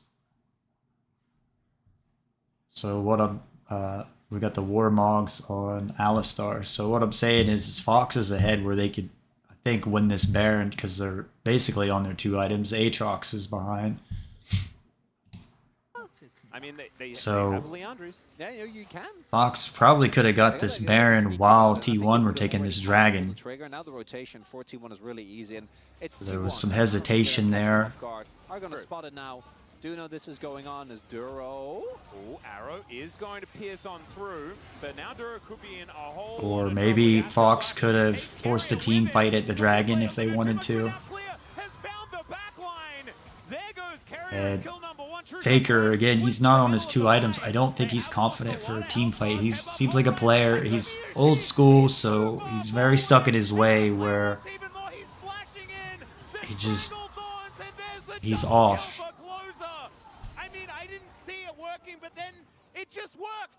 So T1's been off in this game. I think this itemization here, being around 20 minutes where Faker's behind. This is still very risky. I want to reiterate, this is a very big Jace. Oh, clear blocking. As for the summoner spells and stuff, I don't think there's really anything to talk about here, keep track of. Cleanse is down. I think Cleanse might have been better on Ezreal in this game, even though maybe the thought is that there's barrier with the Ivern shield.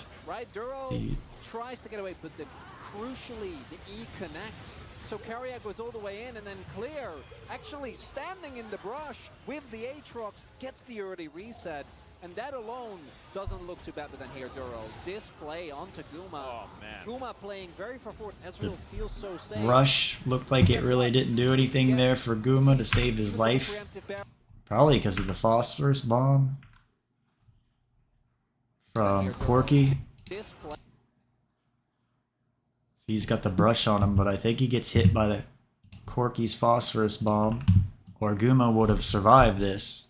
So Ivern's looks like he's into Ash, and Corky are some good picks into Ivern to counter this brush. As you see this play right here, I think he's got vision because where the Q landed on him. I mean, Alistar knocked him up too.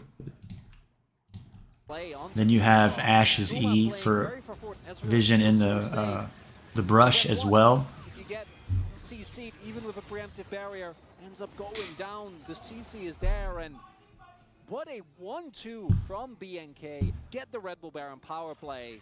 Take a decisive lead in this game. So Fox is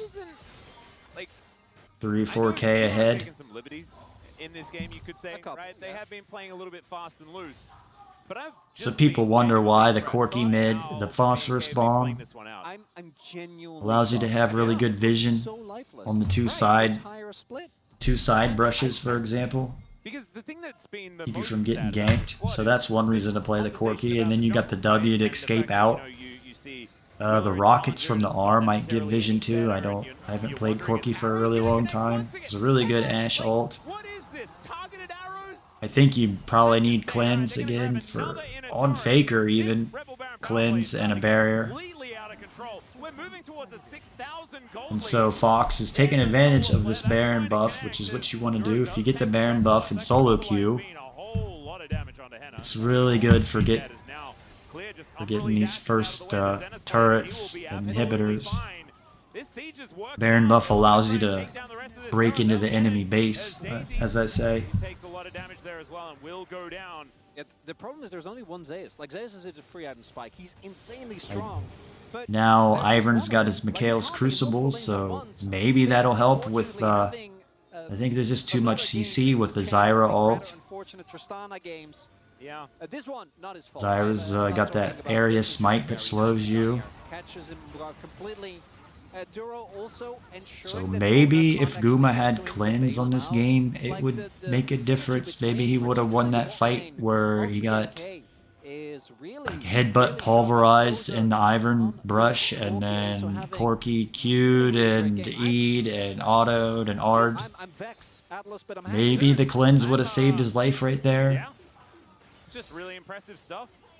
And now I all they need guess to their avoid thinking again is the is barrier not a and the single shielding kill from from Ivern is T1 enough. and playing a Pokemon I mean, from maybe behind. T1 are I'm not making excuses for T1. Maybe they're just limit testing in this game. Vibes arrow there from Kenan, not really going to find too much. As Raptor also taking some poke himself. There's a So shot Fox that's had gonna a send him home. Yeah. Fuller is not gonna quite find 47k Marcus. gold lead, or Clearly sends this minion wave a into 5k the gold lead. And T1, they've weathered the storm of the Baron. They haven't lost any inhibitors just I yet. like There that is an saying open that door he on the said, top weather side the storm. of their base. And BNK have them on the ropes. That was a saying at one time. It's only 26 minutes into the game. Weather the storm, guys. Dragon is going to get taken here by BNK. I don't think T1 with the lacking control, if you look at the wards towards the bot side jungle, should be looking to contest this too heavily. It's just a second Drake. Doesn't matter that much in the So grand Faker's scheme of not things. on his 3 items yet. Now, Actually are going to be forced to fight for I the can't lead. recall if I went over this or not in this 3 game, items at but least. There's a headbutt pole as Carrier possibly caught out again, I inside don't the really flash. think there's too much He's trying to get strategical offensive or tool now taken away from crazy Earlier in-depth from analysis to talk about that I haven't went over in this They game. don't know about this Aatrox. Could probably look at the positioning if you wanted to see, or yeah, I guess like the positioning, but the items that you want to have one item at like 10 minutes or 15 minutes, 2 items at 20 minutes, 3 at 30, so it goes 100 CS at 10 minutes, 200 CS at 20 minutes, and so on. So Zeus is almost to his 300. Just utilizing his Valkyrie to eat some cooldowns. Let's watch and see if T1 can do anything at this dragon fight. They're going to be discovered there as Faker going to have to rocket jump his way back. In goes closer there, finds that Trinity Force proc onto Gumayushi and just does so much damage. My goodness. Tons of damage. Not long for the world. T1 not going to be able to contest that one, but it's this next Baron in 1 minute's time that I'm really worried about. I think if BNK gets that, they just win this game. I agree. That's the last stand for T1. And what Now, you for actually my did for stream, finish, this is the time really I'm good wanting to second round live for stream Faker. this every day. Maybe for It's Guma, but I think for him, it's also not But looking first, very let's talk about the likely. items. So He's you also want just bought 3 the items so around this time, situation, the setup which here for Fox is T1 getting ahead suboptimal. because I But see think their here bottom again, laner this has is a 3 choice for items. T1. I think can't do that. Closer was on 3 items. You're too far behind to try and fight your way back, particularly with a composition like this. I think you just have to accept, take the L, and just push the side waves. You know, push top. Maybe look for a push in mid if you can generate a little bit. Get a bounty. So You know, just get I a like mid-range some of the turret out of it. stats Yeah, stuff try they and at show least here on the force LCK BNK to make a mistake. versus Just the naturally LPL or the straight up LEC. when you have this little control of the game, So it's a bit pretty average, much, and it like, doesn't end up working Fox out. is Don't looking get like all anything of their else. laners Breaks are the on nose over 3 to items. BNK, and the last stand On for his T1, I think, is Seeker's coming in Arm about Guard, 10 he's close to seconds. his 3 We'll have to items. see if they Zayas has been on his 3 items. He's on 3.5, but he's a he's a We'll have to It's see a if Jace they can actually make that main, happen. Look at right? Power That's Spikes, he's right? getting a skin on. And Closer, I On don't think I've Jace. seen him this large in a game so far this season. So Guma's behind, Faker's behind, Owner's behind. I don't think they're going to turn this Baron fight unless it's like a smite steal. And then at this point, there's the dragons are even, but I think for T1 to come back into this game for a straight up team fight, it's gonna take the Elder Dragon buff. And I think this game's over now. Because looks like Clear's teleporting top. No, that was Closer and Clear. So I think this is the end of game 1. Now I'm going to, if you're new to my stream and I've showed this, I don't get paid to do this. I'm not on a clock, so I have to do it at my own time. I got a little sidekick here that needs to go outside a good bit because he's old. He'll be able to have his driver's license next year. And so he's getting to worry. Sometimes needs to go out like every hour or every couple hours, so. Or I may need to AFK and eat some food or make a cup of tea. So I don't drink coffee, I make tea. That takes 10 or 15 minutes, 20 minutes to make a good cup of tea. So that allows me to rest my voice a minute. I can't sit here and do a one-man show at the rate that Riot Games wants me to. I'm not a slave. So I guess I gotta watch that word because there's people, like, start saying that word and people get offended. I've jokingly said that word for years, so I don't really get offended by the word slave, but I just gotta work at my own time and pace, you know. I can't sit here and do it every day for 6 hours or 3 hours, or like I've gotta eat and take a break and go to the restroom multiple times and drink water or stay hydrated in my voice and balance everything. So like I said when I cut back into the stream, I'm learning life is more about, it's not you're in control of life, it's learning to control yourself, how you deal with the situations that go on around you. We don't live in a perfect world where you control what's going on in your life. I'm not preaching to you, I'm just giving you elder wizard advice from the Dark Elf Sodaron. The Dark Elf Wizard Sodaron. The Wizard of Esports. So you're watching the next level with Sodaron. I will be back in 15-20 minutes. I can't put a real time on it. I don't like to make promises and break them to people.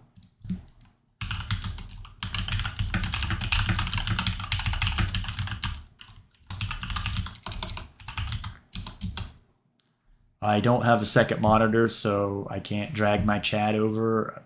It would be nice if there was a way where I could pull the chat out over here, but someday maybe if my stream takes off and it makes anything, I can invest into hardware.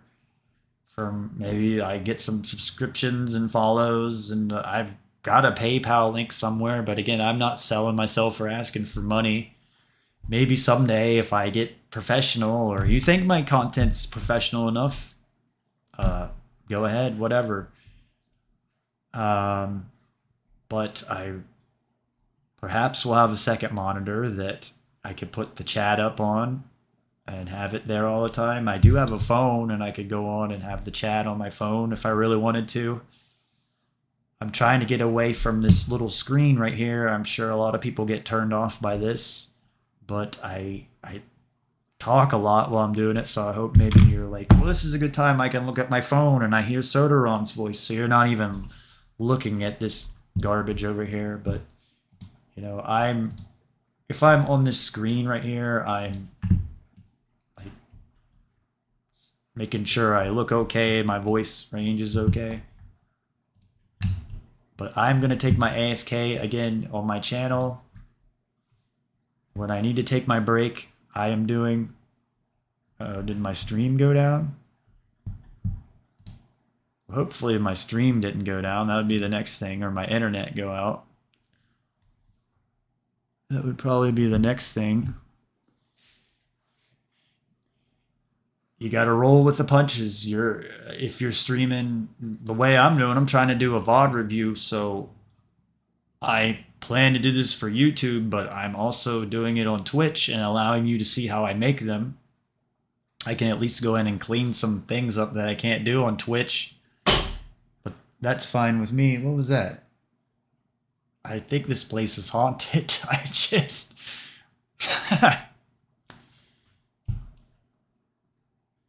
You'll like hear stuff in your refrigerator knocking and stuff in the middle of the night, and you're like, well, who's in my fridge? I don't know if it's ghosts or aliens. I don't know. They're apparently around me. So I will take my AFK and be back for the next game here. I guess let me go ahead and do the draft. What is that one? Is that an advertisement? I would really like to be able to do all of this, but I can't. I would like to be able to do Gen G today, but again, I can't. I'm not as good as the people I see at the top of the game that knock out 10 matches in a couple hours. I'm not that good.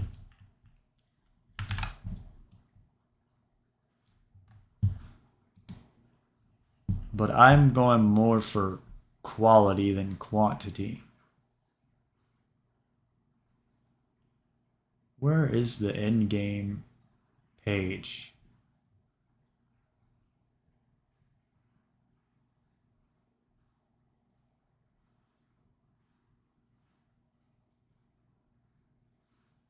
There.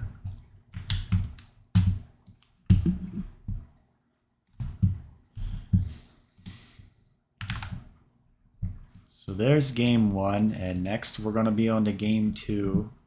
I don't know why the... What do I hit? Control Shift plus what?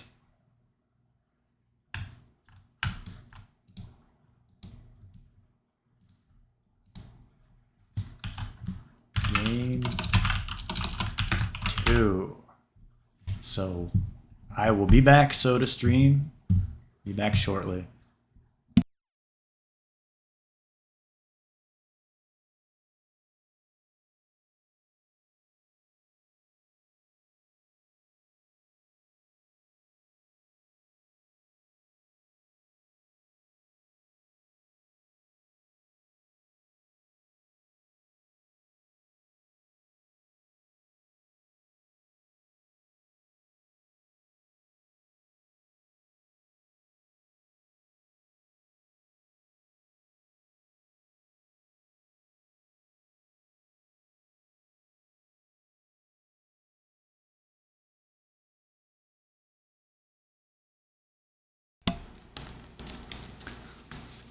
Alright, Sodaron stream, so we're back.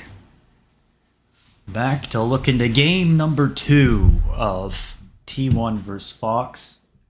I smudged my lens on my glasses. So you should be getting a new pair next week, and will make my life easier as well.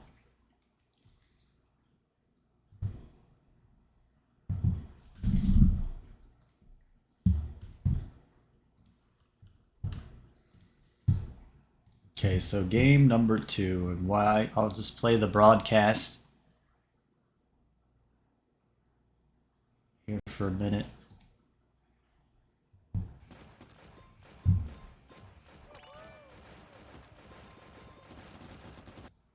Poke. They also have great engage with the Leona. They have burst damage with the Tristana to single out single targets. But they didn't play to those rules at all. They got outplayed on the map by B&K. The macro was just way better. Yeah, it's kind of funny because we were memeing a lot about the draft on our side, but it didn't end up mattering too much because T1 just did not have a good game, and B&K came really prepared today, and T1 seemingly did not. You know, we made jokes like, you know, you've got all these great champs on the side of B&K, you've got the wine, but also the mustard, and then you've got like chocolate, and like these things don't mix well together, but individually they are very strong.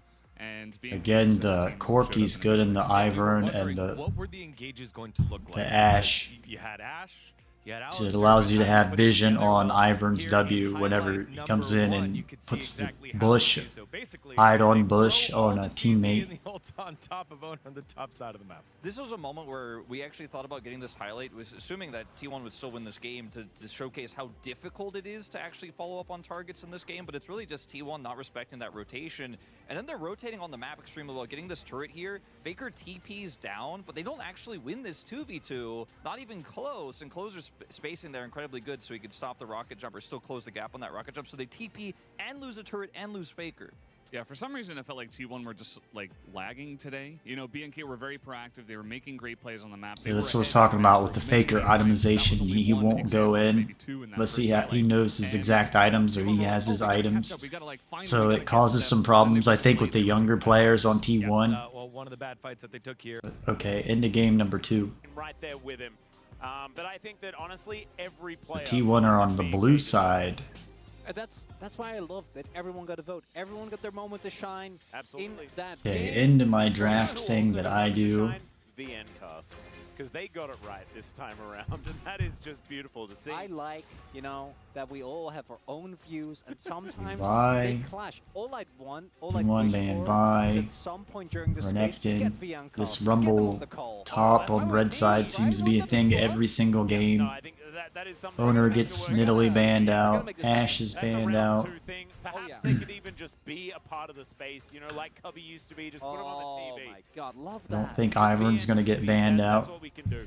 All right, we've got Ashe banned away as well as the Renekton and the Vi, and there is Rumble, Nidalee, and Sejuani. So, Tristana, Corky, both of them still up and available. Sejuani, Vi, and Rumble. Is going to be locked away So first. T1 first And pick it makes me Ezreal. wonder if they want to play Ezreal mid. I think Guma on the Ezreal unfortunately just didn't look that good. Also comes off the back of some of the performances we've seen from Viper, who I think right now very clearly at first play. I think even Pace is at some standout So games. Sejuani's been a first pick here lately. In the LCK, Vi's the counter to a counter to Sejuani, or Vi is good into Sejuani. And this So is Fox I really, take again, Ziggs wanna Leona. confidence from B&K to say, pick Tristana again, do it. Yeah. Like, we don't care. Closer will lock in whatever is left open, and he will stop. And I gotta say, I really think that... I was gonna say, I thought maybe this Ashe ban is for Ivern, so yep. What T1 is doing makes complete sense. Now, After that first game, Corky seemed good into I think Ivern. that they are trying to play a style that maybe doesn't work for them. I think Faker just hasn't looked good. Guessing they He's want trying to the get some shielding games where he's, like, really for pumped Faker. up. But outside of that, hasn't been enough. The Corky would make a lot of sense here. Maybe they want to go for the Lucian. Try Maybe to you look just for lock in something more Zyra aggressive. here as well, because Raptor was pretty good on it. Wow. And the Aatrox going to be picked up, and now a couple of bans to protect it if they would like to use them, but not taking the Zyra, not taking the So the Aatrox, I guess they're not scared to get counterpicked because last game Fox got counterpicked by Jace and they still won the game. The clear that we were seeing in Challenger that was just kind of smurfing on everyone. Yeah. He was so incredible. Him and Thanatos were so much better than everybody else. No other top laner really existed in Challenger when they were at their peak. No. I'm trying to think back to the Ilma days, but I don't think even he So, wasn't there. Nar is the fourth ban for Fox. Unfortunately, the Yasuo T1 very ban cute has come Yasuo, through. which I've It's seen closer, Closer so play Yasuo, so it's not a surprise. You know, he loves his melee picks. And I And think Faker is Makes playing a lot sense of to- Yasuo, so probably knows how the matchup goes. in a bad way, as in not very to fun win wall for the Tristana. Not Ezreal's the angle here. abilities It's and still gonna get Tristana's taken away. abilities, Even though so they were they're able to countering reach it, I that. do think that it was very They obvious get a that Jace ban, Jace so was must have been a trying difficult game in the his top darndest, and lane if they had for one more pressure point on the map, Fox in the I think last that game. Jace could have been a They're different still thing. banning They're Jace gonna out find and the Nar. amount of damage. What So is it gonna tells be me picked up here that for Raptor? I imagine that's what Toronto goes Fox's towards, and then you can keep this middle top and take lane it is in. still There's struggling. really a need for you to pick it up here. And you can keep flexing the Ziggs as well. I think Zyra, if it Even ain't though they broke, don't won. fix it. Looked very, very good. And more plants was better than just, you know, the one plant with his rock friend, you know? I like it. Yeah. Yeah, it's one-to-one friend. Last time. Ooh, he's it going to was lock it hard. this time. Yasuo and the Braum to be I guess picked up that here from doesn't really Keria. make sense. I Yeah, guess we haven't mentioned this yet, but this 3 should, on the third solve pick. this, right? God, yes, this is closer. This is his most iconic champion. It's a champion that we've seen him be very hit or So miss. Lucian I think this is a lot mid. more consistent. I actually Ziggs quite bottom like with this. Leona, We've so seen Zach have Leona's standout good with performance Ziggs. on this. Chovy's also picked it and was fine, but it's Genji. The data isn't real. I gotta say, Atlas, I'm looking at this T1 comp. Okay, go and ahead you are and very do my reliant little on draft doing thing a really here. good job in your lanes, because I think that Again, this is unlike how I Yone, digest the game. Yone fits much worse. I mean, if you're than gonna Jace watch the in game, this you style gotta of watch the competition. game, guys. You I can try and don't play, know you know, if aggressively you're trying and to go in with watch a Daisy, game. instead of big I combos, ran into big this with combos. Gam, But where if the game they stays watch the anything game in like 10 last time, minutes, you don't fast want Jace forwarding to through it. bail I'm you like, out. how can And you I really want the see what's competition going to on in the good damage game? spread, good front line, lot of You gotta CC. watch the game The play lanes are out. actually looking Can't skip through, quite good here for BNK. Now, fast forward T1 through also time and looking figure things out actual quicker. You need to gameplay. see I imagine that they sure the don't game know. play out to This figure is, out I what think, the trap went and draft that went fills you with wrong or confidence. And little you imagine mistakes. You BNK can't just fast managed forward to through get it. There's little big things upset you win can today. point Would out be and huge for a miss. team that struggled so much this summer. I would agree. And I want to go back to what the changes are here for T1 because Hi, we're visible. Getting set to travel this summer. I don't know how to Need a block wireless the. plan I got an that ad keeps you blocker, but it had still in doesn't game work. number 1. If the momentum So looking at here. the vision in this game, number 2. All right. Here we are under the rift for game number 2. We'll see whether T1 can bring us to a game 3 here. And they're So gonna again, have to double down. I think double that if the momentum wards is in the going to bottom continue lane, the no way that sweepers. BNK, had it in game number 1. This could just be a 2-0. They just looked really good. the Yone top lane. So again, the man-to-man that I call it. Now I see the two ADs just backed. Yeah. Guess to, And I think that I don't know why they yeah. backed. But if they get a similar lead in this game, then I thought they would have backed to get a sweeper lens, but let's take another look at that. Why did they back? Very It was warranted, yeah. caught. Right, the game realistically was a stop. Look, after one can bring up. All right. I guess maybe they traded some damage, Ziggs and We'll see Ezreal. whether T1 can bring us to a game 3 here. And they're going to have to double down. I think that if the momentum is going to continue in the way that BNK had it in game number 1. I don't understand why Ezreal and Ziggs recall right here. It was a stomp. Right, the game They're realistically not was a trading stomp. out And we their kept trinkets for kind the of sweeper waiting 'cause lens. we've I cast don't up see any. games at least, Yeah. so that And You know, think that Zyra was allows smart. some vision here in the If river, they so get that's a one similar good lead thing in that this Zyra game, adds. might be very, You got some very free different warding games. here, and you don't need to If you use take your a look trinket at some ward. points, there's nothing too surprising. Raptor going for the Conqueror again. They will keep track. I feel like tracking a Zyra doesn't do nearly Faker, as where much did for Faker you as get it a does ward for down? situations. Somewhere Faker You just also got a get ward. bit of an idea because she kind of leaves red I gotta get my cards. little one on my Shows lap, a hold little on. bit of the Hansel and Gretel situation. Now I Kinda want to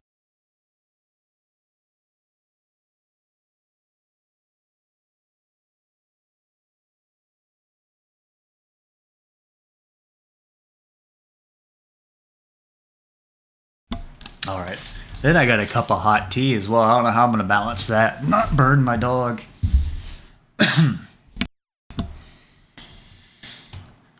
So trying to figure out, okay, Faker's got his, we call it the Faker ward. That's at a minute 25 seconds or a minute 30 seconds where you go over here and put some type of vision down in the Raptor pit. So it allows Faker to have more aggression in the lane. So he can, like, Faker can play safe over on this side, on his left side, because he has this ward up here.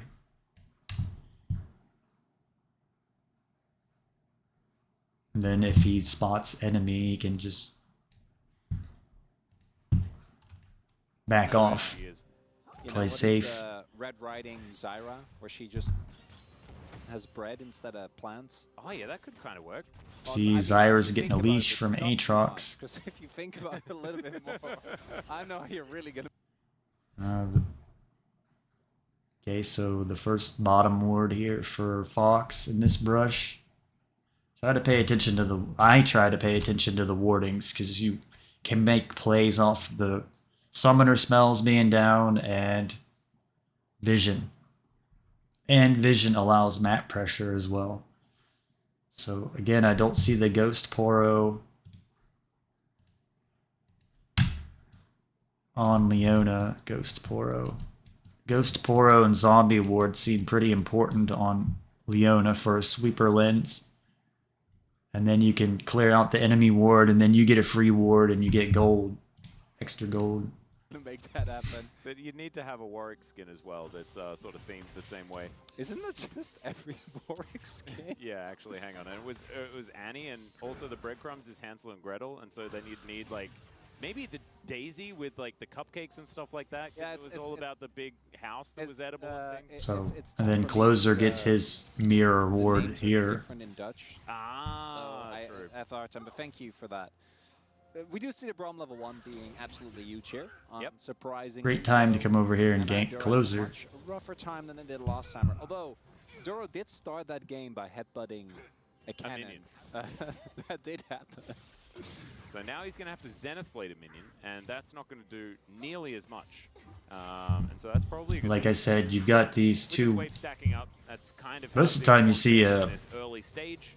The support taking a sweeper lens, so when you've got these double wards like this, it allows the bottom lane to play super aggressive. Constantly shove their lane like you see T1's shoved up. I feel like he's lost a lot of what made him the great player. How they're overextended over this half of the map, I call it. Faker's getting bullied right now by Closer. By anything that Yone. Let me look. What is the Yone into Aatrox stats? I'm guessing Yone is a counter to Aatrox.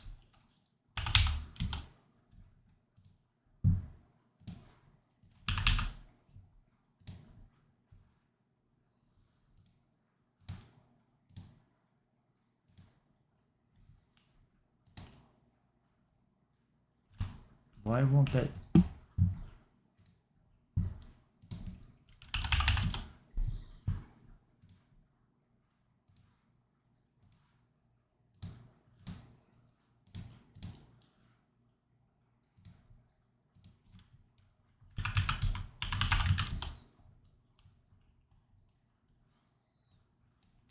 Yone wins 60% of the time, or Aatrox wins against Yone 46%. It looked like it said 60% of the time.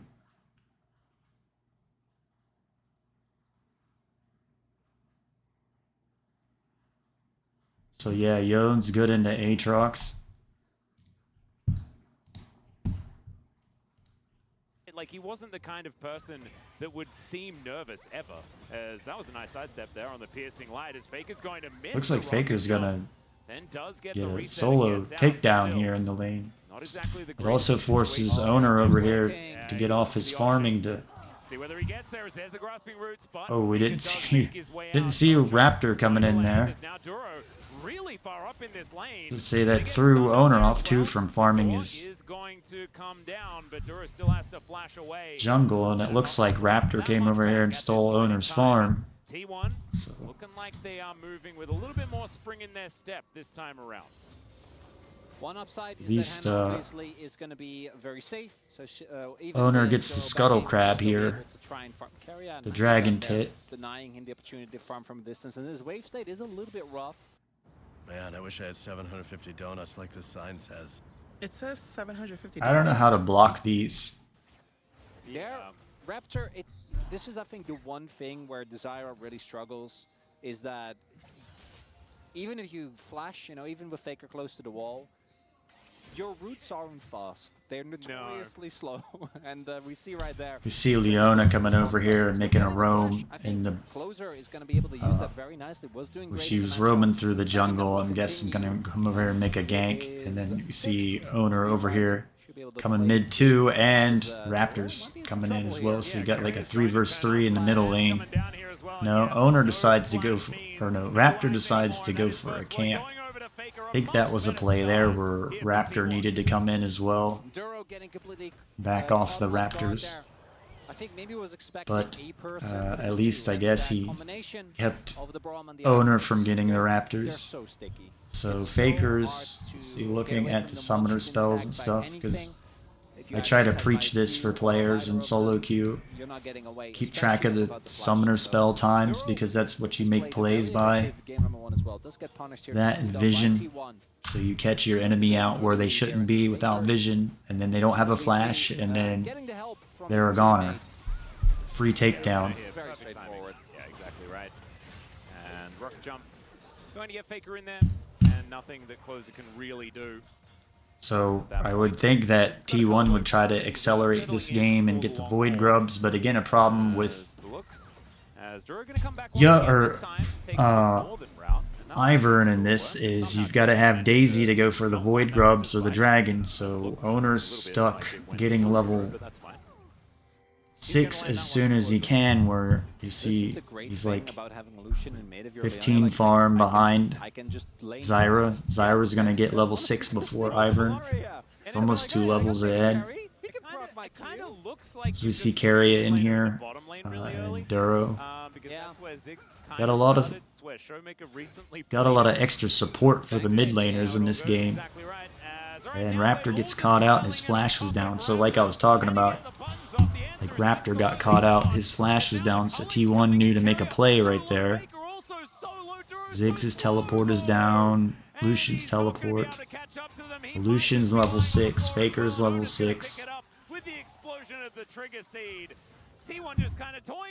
My callers are a little bit off, but working on this.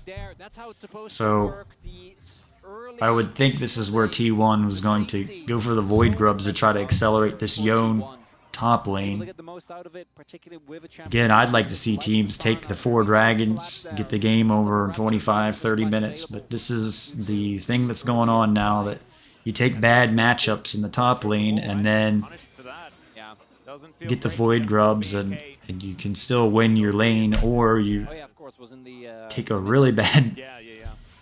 What I meant is, like, you could take a counter pick, or a not... You can take a bad matchup and get the Void Grubs, and it'll help keep you even. Like Renekton into Cassante. For example, Renekton has what, like a 60% win rate or something over Cassante, or he's a Cassante counter. Well, if you get the Void Grubs, for Cassante, it helps keep your lane even. So. Just the Q from Carrier hitting is nice, but it's the follow-up that makes the difference. And then here, they just don't have the cooldowns yet, right? Closer throws out his ultimate, but it doesn't actually take anyone down. He doesn't really have the tools at that point to try and make anything else happen. And the trades are good. And so T1 taking the Void Grubs, you gotta have Daisy for that when you're on Ivern, where other junglers can get the Void Grubs down much faster. People just get to poke, take pot shots, use the extra damage that makes your life very unpleasant, Atlas. Certainly does. And Faker now as well does have 3 grubs for his Tristana. Also had first blood, so he is in such a better position. So Fox down here taking the dragon, while T1 took the Void Grubs. Take the first dragon once again. I don't think that there Looks is like going to be enough. T1 are going to be late to the party for this. Duro, can he actually get them out of this? I'm looking pit? at the summoner spells. Looking like it. As Mountain Drake very, Ultimates. very tanky. Raptor is going to be able to secure it as now Duro making his way in. So they Faker's catch gonna out get stunned, but Fox, the catch bubble out is good. Faker. Now the Hextech minefield is down, and Henna should be able to take Now some Guma's got control, the and cleanse we haven't on really seen a fight Ezreal finish this those game, teams so around as well. like think I was saying in the Henna last should have game, I the really think ability to maybe help T1, out one of the in big these problems situations, was you especially needed Mega cleanse Drive on being Ezreal, uh, where there was one you just key put a big fight circle in there and you by the say, end of the, or well, you can take a lot of three damage, quarters but of the you way can into the get game out of where those brushes. It really Guma is got super comp, right? They have well, I guess if you count knocked Apex, up by three Alistar, circles, and it's a then lot. Phosphorus Position. bombed, What we and saw then there as he, well is a really big thing. Owner was there with Every Ivern's league W, so but much that is didn't that help whoever him gets because first they pick had is Fox basically had impossible vision to on see. I think it's a Guma. little bit better for BNK because they have a Leona, and Clear can maybe look for a flank angle. But we saw there as well, like T1 So wanted to here, fight, but trying to Owner's getting, engage or on Owner, top of Zeus is Zyra getting physically ahead and of Lepid's on Clear. top of her makes it really, really tough. As yeah, I You don't see think Raptor Zeus come is up trying here do to that sweep going out some forward. vision, and Yeah, Leona's Combine coming up here assault. too. Look for an angle here as Clear What I'm looking get rid at. of the minions quite effectively. And Leona Fox is doing his very best decides to around go the back to turret middle. as So there's goes some in. There's the indecisiveness buzzer. there where There it is. Leona Just should have steps maybe up stayed close to top lane, nowhere. 4 and quarters to go. they went for Yone instead, so you have both your laners like Closer and Clear both complaining, I need you here, I need you there, and so that player doesn't know where to be on the map, and then you lose a play or you get taken down. And now Faker's getting ahead of Closer, which it seems like Closer's done really well into Faker in the first game and this game. So now Faker's got his Blade of the Rune King. So I look to see T1 be aggressive on the objectives when they're up now. It all seems to revolve around Faker, The problem is that actually taking this down T1 is roster, not and that's really maybe realistic. some of the This problems is the where type of sometimes it game needs to revolve around in Zeus can theory carry can work out or where you just use him as a Guma wave can control, carry, you know, with and maybe Guma it'll with take poke and this whole with summer the for teleport Faker to and realize this stuff where but that isn't a he strong doesn't need to reference carry to like he TRX thinks, or or best he doesn't need to be the this could star, he use him can as a just turret pushing tool. rely on his Strong side teammates. towards But bot. he's been there for 10 years, so, this is definitely and then moving towards bot, he's as got, there is he's the the Hall of gun Fame thrown on in. inductee Not and quite has being the able to take this one skin down. out There is now, redemption. trying to sell, Now so he's gonna lock that one up as Faker I don't know continues if to be that's some of it. frustrating. There's a lot Also, going no on. tempo available. I feel bad Very personally for recently, Faker quite needing see it. to That's deal on with this cooldown, whole so a lot of tools available. Hall of Famer or Hall of Legends. Faker, he is Why not wait as till he's well. retired before you do Villager is that? not long for the World Atlas. And Closer may not be either, as there's the root caller. Goomba Stomp does come on down here, and that's another stack up. Now So it's just Faker killing Faker got his one more first time. item, and now With he's the playing help of Owner, aggressive. they'll be able to take out this outer turret And as well. And everything's just again, on fire like for I talked BNK. about in the last game, like Faker seems very a player that really relies on his itemization. Or he won't make plays. He'll just collect and push waves. So I'm sure as a player on T1 that can be annoying if you're Carrier or your Guma or your Zeus or your Owner, because you're like, well, I can carry too, I'm a star. And Looking at the draft, I think you T1 should have a lot of power, and this time around they're playing like gotta play through your Well then, franchise player. by Clear. Looks to clear out the wave as well, as now Owner's going to turn up at the same So- time. There are no minions left as he does flash on over, but there's I don't the know ulti if there's from really Faker. anything I need to There is the point green out light. here. They do manage to collect that kill as Fox now Raptor lose finding their his Stranglethorn value at Zyra over ultimate and their Yeah, Aatrox ultimate, and Aatrox's flash. All right. Is there So good T1's news getting that's ahead going by to be, like 5k coming gold out by for now. BNK? That's my question, because right now we're moving towards, I mean, it's a 5,000 gold lead. We're Well, 100 shy yeah, of it. if you're a fan of maximum amount of League of Legends, this brings the Hey, odds there up. you go. It's very straightforward.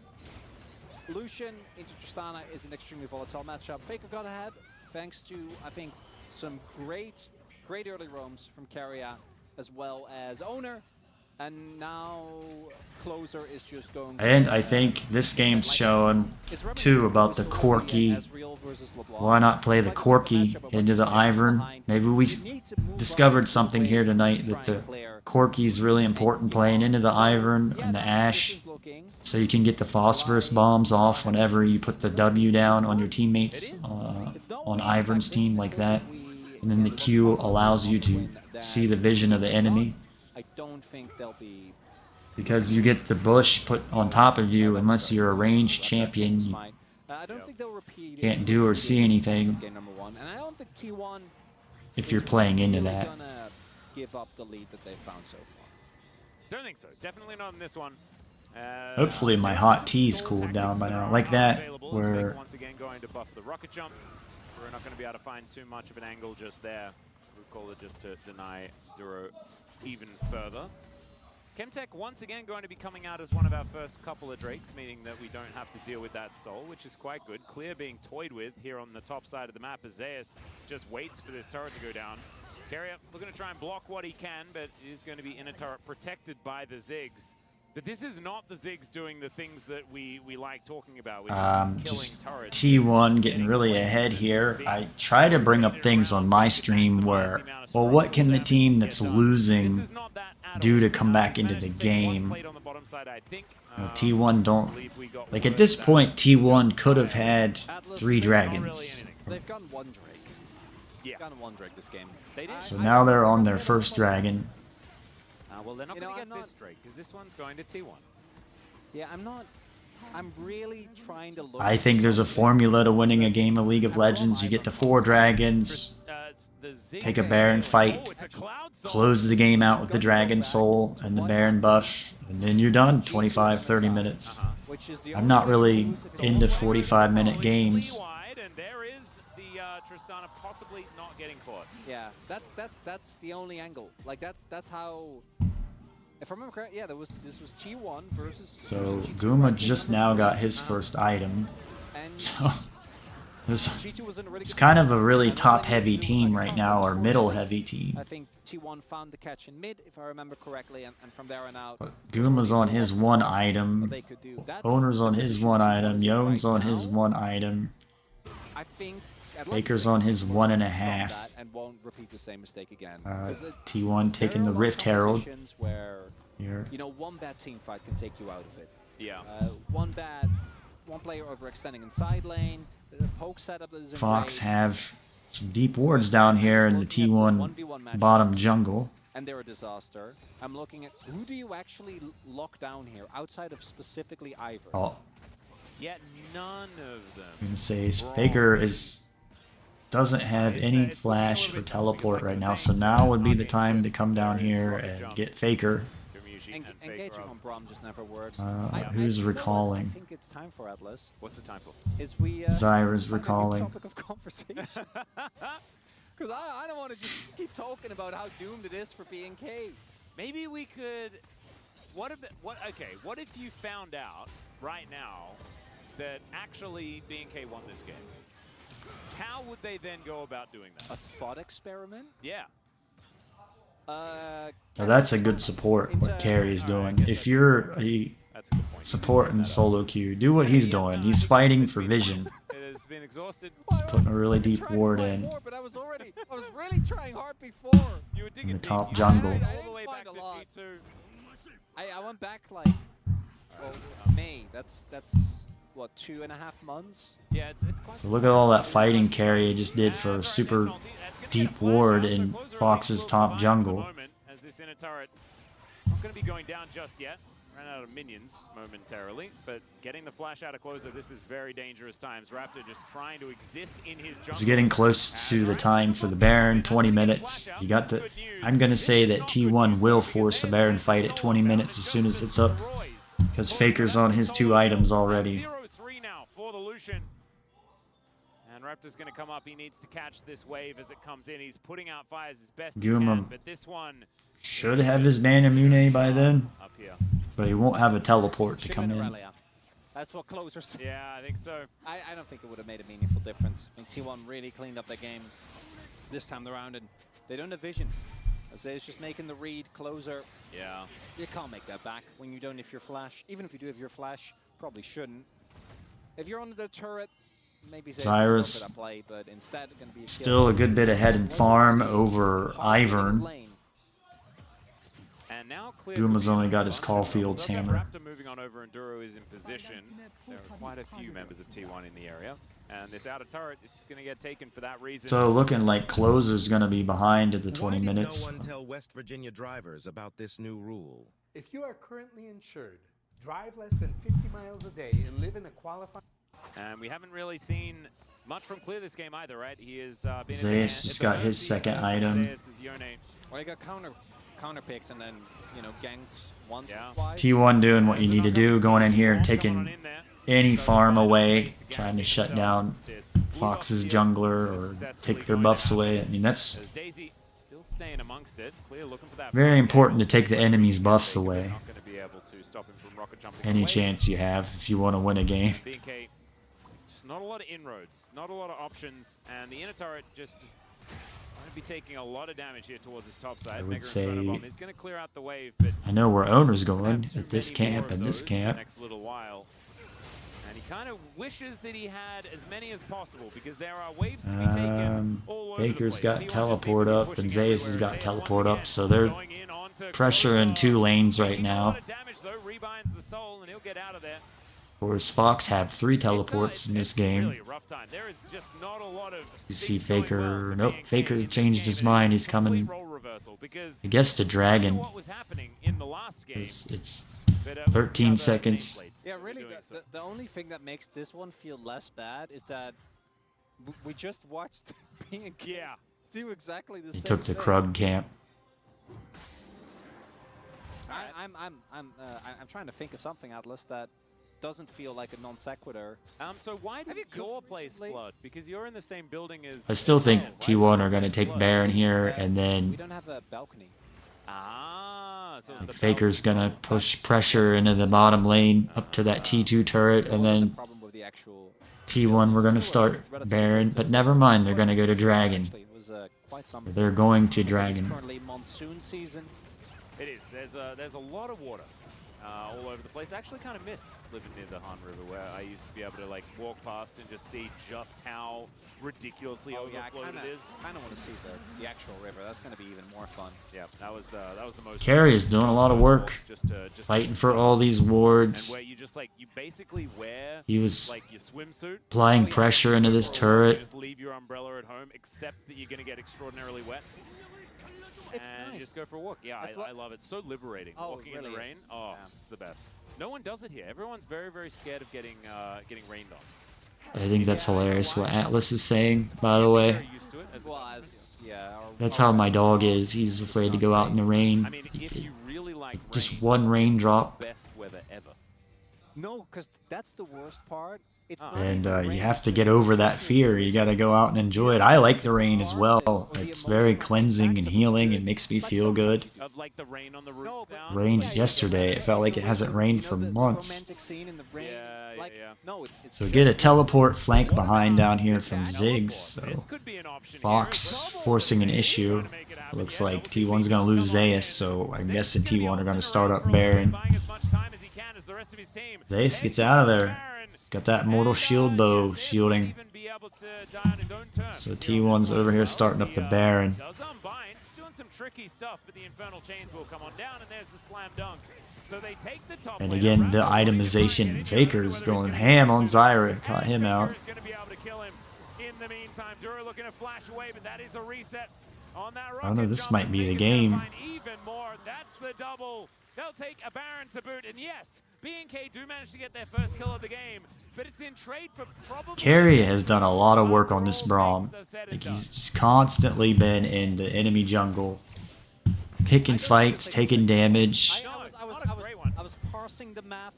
I was trying to figure it out. I think Carrier needs the player of the game in this, not Faker. So You have any choice, but they don't I'm gonna say Carrier is Carrier Fair POG. amount of kills this game by infinity.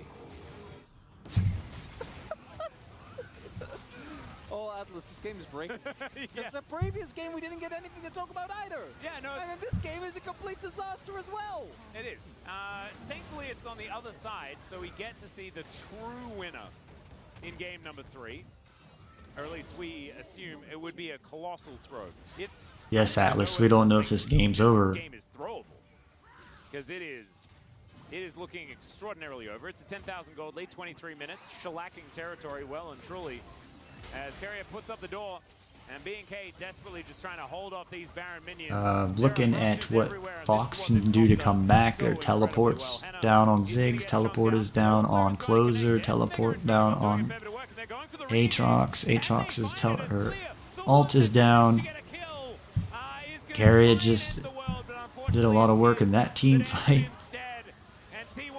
Carrier's still alive. Carrier even got out of the Zyra ult without a cleanse. Daisy also going to suffer her demise, but T1's still going to be able to get their prize. That is going to be. And then all that healing from Warmogs. It's unreal how much healing that Warmogs gives a support. And then I guess they got Baron buff, and I don't know what other regen they got, but wow. He's full health already. T1 get the bot lane in Ib. I don't think he's backing it. I mean, Carrier POG is even yeah, they can just end, but I think they taunting Fox. This is catharsis, you know. Yeah, you need to dig the screws in. Because it's raining in Seoul. It is. So T1 is feeling that energy. They're making it happen. It is one of like so. One Dragon's of the up in a minute. Sad is that there's a lot of apartment living here in Seoul, and you don't get that rain on the roof sound. I mean, trying to do analysis, in-depth analysis, but what can Fox do to come back into this game? Faker is on 7 takedowns already, and it's 25 minutes in the game. I think when you get Faker on that fed, your chances of winning are so low. It's going to take flipping at a Baron or losing an T1 losing an Elder Dragon. Shots, they might get Daisy. There you go, clear. Looking for a flank angle. Look at all the work Carrier's doing right here. He was 4 versus 1. And now Gumayushi is in a little bit of Clear's in a lot of bit of trouble. And there's an ulti from Zeus. He dives in. They're able to take down Raptor. And now Faker, he just kills. So T1 were really just doing some positioning around and kiting around there. Because you got the poke from Ezreal and then whatever Yone's damage is. Like, I guess he's kind of a poke. Then the bush from I don't know what Ivern's W is. But I really think Carrier was the player of the game. He's got 14 assists. Really interested to see who they pick. I'm sure they're going to say Faker, but I think that Carrier was the player of the game in game number 2. He's making me want to play support. I like playing Braum. Not a whole lot of recompense. I'm just trying to think. Do I go Faker? Do I go Owner? I know Faker's going to get it. Yeah. I feel like Owner really deserves it, but I feel like I'd be that. Owner deserves it. I should. Which are also not looking too good. Up and to the right as far as the gold graph is concerned. Clean one followed by an even cleaner one as far as the victory is concerned. 15.4 thousand gold, the lead as well. Some of the stats certainly getting padded in this one. But it's now time for us to take a short break. Then the space is going to break down that demolition show put on by T1. And we'll have game number 3. See whether B&K can find their way back. I just want to see who the player of the game was. Faker, of course. Yes, he knows what he's doing. He's got it. Did 34. I don't know. I really think Carrier did more than Faker in this game. Leading candidate in game. All right. Have to try to kind of I think they're just trying to help sell skins. 1,000 gold. They just hop over the wall. They have the Braum right there as well. They're so. I wanted to see what they show a stat of for T1. Feels like there's the votes, so I just wanted to see who. There we go. Did anybody vote Carrier? happen. Way more proactive. One person voted in Carrier. game number 1, and then some owner votes here in the jungle. How do we feel about that? I didn't really see what owner did to He get mentioned player of the like, he game. had such a good early game. His brush ups were good. He had that follow-up play where, I said BNK flipped the game, but it was really him setting up that pick on the Duro. Some good moments for sure. Yeah, Owner had a good game. I think we could have been based as well and gone for Carrier and looked really cool, but as we said, at the end of the day, it's kind of easy for Faker to look like the main character in this one. All right, well, disaster averted. It's now 1-1. T1 still need to take care of business. So Faker had a very hard carry game. Let's find out as we send it on over to Atlas and Chronicle. I mean, yes, Faker's the obvious choice for player of the game, I just want to say that it's but Carrier did a lot that people aren't even looking at. That's what I was trying to show you, all the work he's doing up in the jungle and taking trades just to put a ward down or sweep it out. And he doesn't get any credit. I mean, I would say a lot of people that play League of Legends, you get like 3 or 4 kills and get an item all of a sudden. Like, you could probably turn the game around and carry as well. So I'm going to take my AFK here and step away and rest my voice for a minute. And I will be back here on the next level with Sodaron, and we will watch Game 3 of Fox vs. T1. Thank you for tuning in.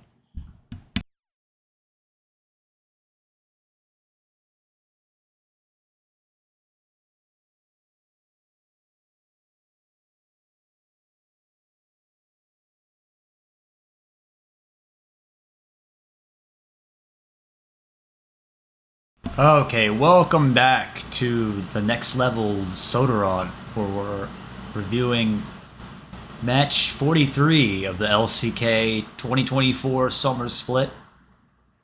We've got Fox versus T1, and so we're into game 3. Put on some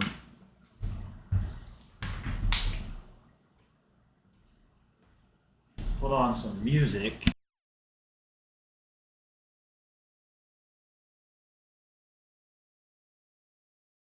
That's some of my problem with streaming, is I like music and I can't do that when I'm gaming or whatever I'm doing, so it takes some of the enjoyment out of life for me. Now, I guess when you have chat, that makes things better and more enjoyable. But I like to put music on, so it's kind of fun to take a break and listen to a song for a minute just to get out of your own thoughts and head and reset. So we're into game number 3.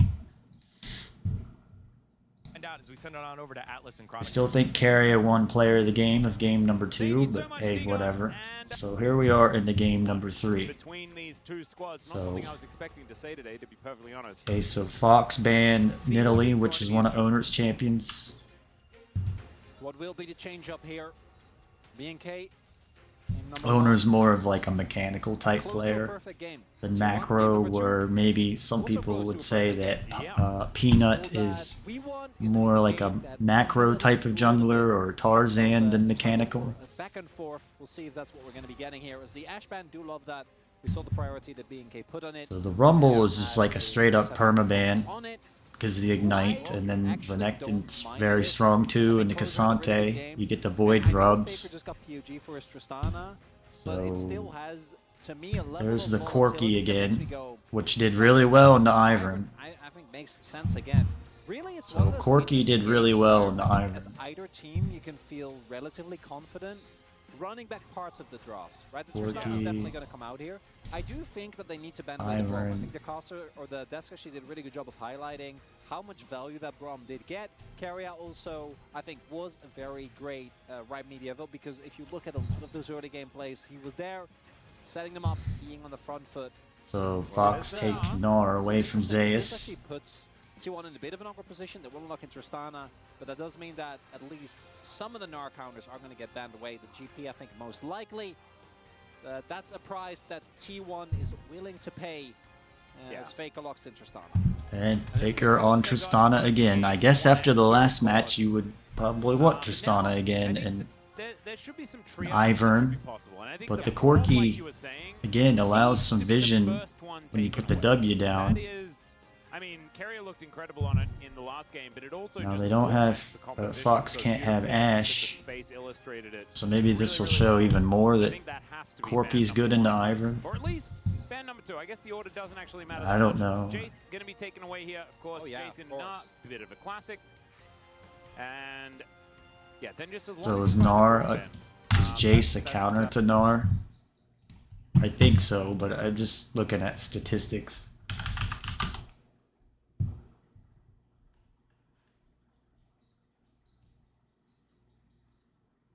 Where is Jace?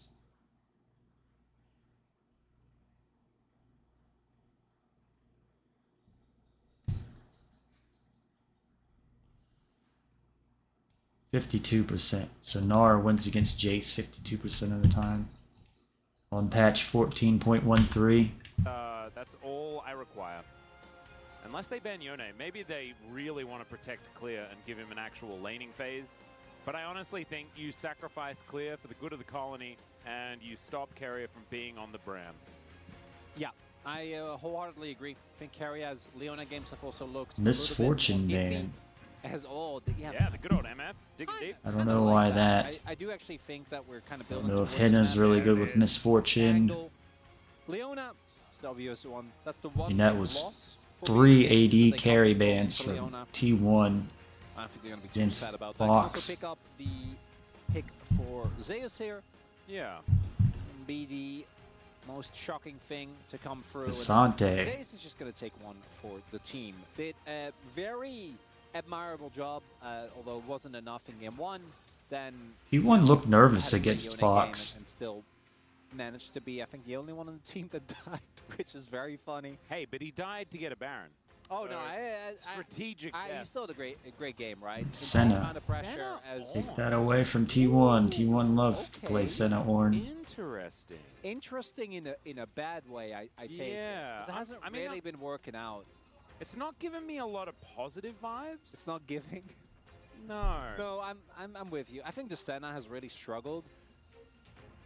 When Guma isn't playing Senna anymore, you kind of know. That's and then, Seraphine. Seraphine. Okay, that kind of catches me off guard.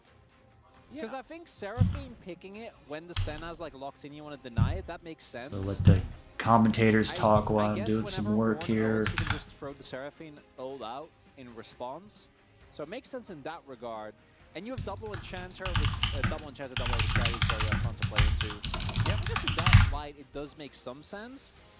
Also in the sense of the intro for the LCK at the moment and the break music the majority of the time, it's a lot of Seraphine that we've had going So on. while they're talking, I'll just look at some stats. Seraphine. And it is more of a, you know, you can play with up to 4 people. Yeah. I tried it. If you play it solo, it's not great. But if you play with a lot of people, yeah, because she is kind of a support, even in that game mode. Oh, right. Seraphine's good in the Like Ornn. Seraphine herself. 2 games played. So Seraphine's won 2 games in the Very Ornn. supportive. We'll see what style carrier is going to go for here. There are obviously a bunch There of must be different some builds type of counter. one can go for. And T1, let's be clear, even after that game number 1, still very heavily the favorites. But I think the BNK draft, I think...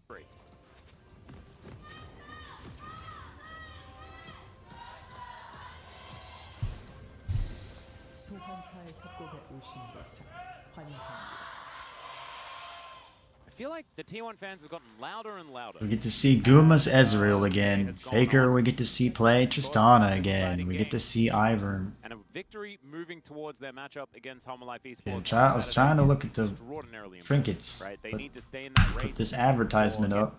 Being at least towards is, and a victory. So, okay, we do see a difference here where Seraphine has the sweeper lens.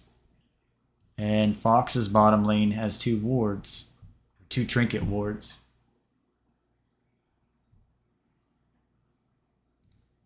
Okay, so what else? Man to man. Zyra gets some extra vision here with the plants. She stands there. Fox got a ward in the very bottom brush, or their first brush in the bottom lane, looks like. Man to man.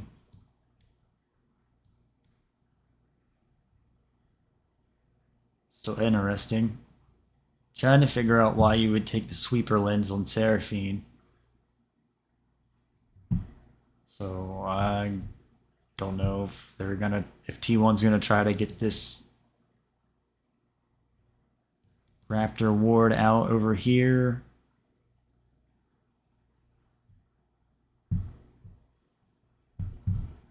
I don't know. I'm trying to figure that out. Why would you, like Gen G, they take the 2 trinket wards. I don't understand why you take sweeper lens unless you know where the ward's gonna be. Like a 5-man invade top, and you know that they're gonna put a ward up there and sweep it out. I don't know. Moving towards their matchup against Home Life Esports on Saturday is extraordinarily important, right? They need to stay in that race for getting at least towards second. So I feel like, just based on the vision, that the Fox bottom lane will have a better laning phase because of the extra vision starting out. Hey, we thought that was more the case pressure. for this series as well, Chronicler, okay? Okay, but T1 has also dropped games to Pro. So T1 don't have any wards out right now. Faker usually comes over here and gets his Faker ward. Yeah, Looks if like that was he's the going case, they for wouldn't have dropped any games at all this whole season. there. Exactly. All right. Okay. Yeah, that's exactly. Minute 25 seconds. I do want to give a little bit of credit here to Duro. Who put that ward down? I guess Zyra put that ward down. So you can prevent or see if owner comes in here to take farm away. 4 grasp stacks by And also allows closer to play with some more aggression, because he can play safe over on this side of the map.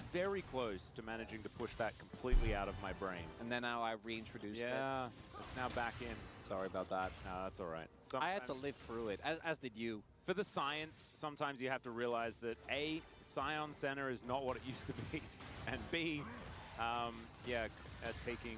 I'm a fan of the orange Senna. Not great. I'd like to try it. Although there was a Leona in that lane, wasn't there?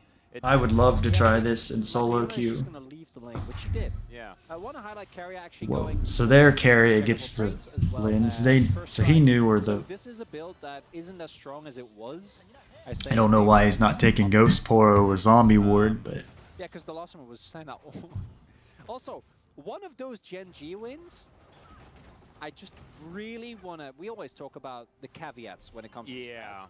One of those Gen G wins, I forgot, I think Pace was like 0-5, 0-4, was not due to Lehens and Pace having a good time. But okay? one of those one of those Gen G wins was I know. I mean, obviously, I think I said that the bottom lane would have a good laning phase or be able to play aggressive, but Bros sometimes has to it's Ornn Senna. Like, you're not going to play aggressive, you're not going to win your lane, you're just going to probably stay even and have an easy laning phase where if you just play safe and not die, it should be easy. So, as the Seraphine Ezreal's playing super aggressive, shoved up into Fox's turret, I guess that may be another reason for the sweeper lens, so you can prevent you can dive them and prevent Fox from having a ward in there, so then owner can come dive later. So I'm guessing that's another reason. So they're and now Senna's got her sweeper lens. Situation not great. Yeah, there seems to be quite a few more. But just what I see, that sweeper lens is only good if you can clear out the vision like the first 45 seconds or so, or then the trinket ward's probably better. And then sweep. Change it out, swap it out after like your first back, which is usually like 3 or 4 minutes. You can have Senna farm. That's okay. You know, that's a thing you can do. You can actually inject more resources into her. Nora's playing very aggressive top lane. He's shoved into the top turret. Carrier's going to turn up. And looks to drop the beat, but otherwise isn't going to find too much more. Neither the high note. And so Senna's going to come on over. The Henna Senna, as it were. And Piercing Darkness going to help keep closer a little bit more healthy. Snare going to connect, but good buffer there from Faker is going to avoid any sort of follow-up. And so it is just a little bit of exchanging of blows, but feeling like it's already feeling. I guess this is the hide on bush comp from T1. Close game. I want to keep playing Ivern. And I trust your Want to hide Faker on the bush. Very often right. They're also very often. Faker's back in for his first item. Zyra's got her black torch already, which is what's making these one of the reasons it's making these AP junglers so strong. Looks like this may be phasing out. From watching the LCK now, it may be going on in the LPL. I've not had time to watch LPL ever since it's been the Rumble stage. I think I watched the first week and then learned I need to stream all the time. Stop wasting my time just watching stuff. I might as well be making content. I've watched the games for so long that I know what I'm talking about, or somewhat know what I'm talking about, so I guess I'm not really learning anything new. Yeah, yeah. We just don't get snow. We do get pretty ridiculous hail. Oh yeah.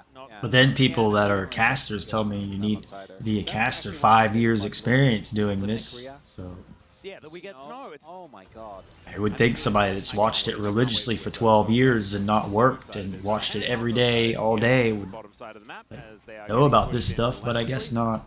Raptor though, he's gonna get started on these grubs. That's nice. Some grubs. People in general are very mean and selfish and greedy. Extending the laning phase, they haven't backed. They're just both sitting. Yeah. So Hina's barrier's down, so this is a great time to dive. Yeah, this is looking a little bit dicey, but Gumishi has to get over the wall and doesn't have very much mana left. Duro's healed. He's vibing. As Zyra took the Void Grubs, which is going to help accelerate this top lane even more, so that was an important part of the play here too. T1's going to dive and maybe get a takedown. I think this is a lot of the reason the Senna Ornn is to prevent the dives. Didn't really do anything, but this allowed Fox to go up here and get the Void Grubs, which is... Gnar was already winning this Cassante matchup, so... People think Zeus is like the best top laner in the world. It looks like Clear's done pretty well into Zeus in this match. Now maybe T1 are off. Maybe they're trolling. 70 CS to 59. He has built a pretty substantial lead, so it is somewhat of a sacrifice, but really with I see Faker teleporting in here to the bottom to the mid lane. Been off a little bit today. I'm not on, but I'm learning that you have to do it every day. You're gonna. Some days you're gonna be on and it's easy, but you're really practicing for the days that you're off, and you're gonna have more off days than on. So like T1, this is an off day for them. Because Seraphine, even in support, has a lot of shove, especially when compared Same for me. I've been a little off when I word things and my brain slips. Need more rest, which I doubt I'll stream tomorrow. I'm probably going to take a day off and get rest and rest my little pretty voice. Into Seraphine Azrael is still very, very tough. So they're just kind of stuck underneath the turret, and it's not fun. Ooh, Rocket gonna miss Faker there. Probably important, as that one didn't. So that's Faker taking a lot of just damage. A bait. Still have Rocket jump, like you're saying, yeah. So Ivern coming in to hide Faker again, but doesn't do anything. And again, I think the Corki is really good into Ivern because when he puts the brush down, the Q allows you to have vision. So Gnar is just thanks to the W. Having a heyday in the top lane. Carrier is overextended, so this is the time to come gank Carrier. Just asking to get ganked. Fake. It's not the end of the world. Which T1 don't have any other teleports up, so he couldn't make a... This would be the time for Zyra to come down here and make a play, and well, none of their teleports are up either. Grubs, when they come through, Raptor will get spotted here. Does not check the brush just yet, as Willie the Ward is just sitting there. That's going to get a Now maybe some of why T1 dove the bottom lane earlier while Fox were getting the Void Grubs is again the problem of Daisy, that you gotta be level 6 on Ivern to have his ult before you could really take the dragon or take the Void Grubs. You can't go in there and, unless you've got your team with you, you can do that, but I don't see teams really do that today like they used to 8 years ago, where you worked as a team to maybe even take the first dragon at 5 minutes and you even have your top laner there. But I don't really see that anymore. It's just like a given. You just use your teleports to back after the first time, and then so you can't take the dragon and make a cross map play. I don't know if it's laziness or just maximization of items and data, and see it in golf. So Fox up here diving Zeus. He didn't have a flash. T1 decided to take the dragon, which owner now has Daisy, so he can solo the dragon. Again, one of the holdbacks of Ivern jungle is you can't take the objectives off the map by yourself. Like Zyra could easily come in here and take the Void Grubs or the dragon till you're level 6 and have Daisy. First dragon coming on in. Daisy alongside Ivern going to be able to take that one down. So B&K, they want to be able to take down this turret. 6 grubs. Yeah. As you point out, I want to highlight, I want to see the replay. I think there was actually an angle for Zeus to get out there, maybe with the investment of his flash, but particularly given that they were winning towards the bottom side of the map, I think you can actually give it up. You're still going to get first turret blood as we take another look at this. So starts off by trying to clear out the wave, as you should. Is a cannon wave, so I think Zyra again and Ivern is maybe this is some of why we're seeing Ivern and just heads up. Like Henna is so low. Zyra is, there's been the new implementation, or how do you say that word? Riot's brought out the movement speed rune, and I think that's a really cool rune. Atlas here on the LCK talks about this all the time, how movement speed is the most important. Is it Atlas? But he talks about the Cloud Drake all the time, but there's somebody out there that talks about how movement speed is the most important stat in the game. Maybe I got confused there. But you've got movement speed runes you can put on junglers and supports for roams and getting around the map quicker. So 2 that you can are Zyra and Ivern. Focus our attention elsewhere as the Ram comes out. T1 getting knocked around a little bit, but the same treatment actually going over to the side of Fox make a teleport play top. Faker's caught out. Gonna say, does he have his flash? So, well, I think the broadcast will go back and look at this. I'd like to do more in-depth analysis and stuff, but I don't know, running out of steam. Not even overextending, not pushing too far in the side lane, but just caught on the recall. If Faker gets Nar's getting good bit ahead of Zeus here now, 140 CS to 106 CS. And Zeus, yeah, Raptor is going to usher him away here. I think the catch would be huge, but Nar having Trinity Force before 15 minutes or 20 minutes is pretty big advantage. With that particular plant, as here's the teleport, and Faker just not actually able to see it. So Zeus was, so Nar was down here. Just throws him into the wall. At the ready was clear. Kill going over to closer. Zeus' teleport down is the question. No, Zeus had his teleport. We saw legitimately between game number 1, game number 2 could not be a bigger difference, and now closer. That was just an off day for T1. We are going to have to, Atlas, and that's the fact that the B&K composition. What I'm meaning there is, like, what did Zeus do there? Maybe he should have teleported mid or top, and that some elements that I think will always be good. But I do think once you get in that skirmish, but becomes tanky enough, which looked like he didn't do anything. Maybe he backed to get his Iceborne Gauntlet. Really hard to take down outside of Faker, who will then have to move up, and there was a lot of burst damage available for BNK. My main thing though for T1 that I'm worried about is that yes, they have great disengage between the Ivern as well as Carrier's ult, and we already saw. See, looking at summoner spells. Yep. But the wombo combo is clear. Joins the conversation. Nor's teleport is down.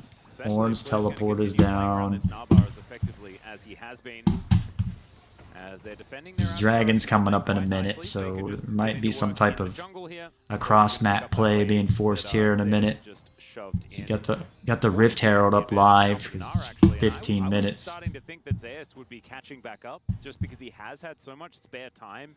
I never know what color to use. Maybe just yellow's the best. I try to think it as teams and point out blue is blue and red is red. Again, I'm running out of steam, so I'm just gonna go yellow. Once you start losing, recapturing. I'm watching the Rift Heralds being taken. Now would be the time for T1 to come down here and set up the dragon. You got 30 seconds left.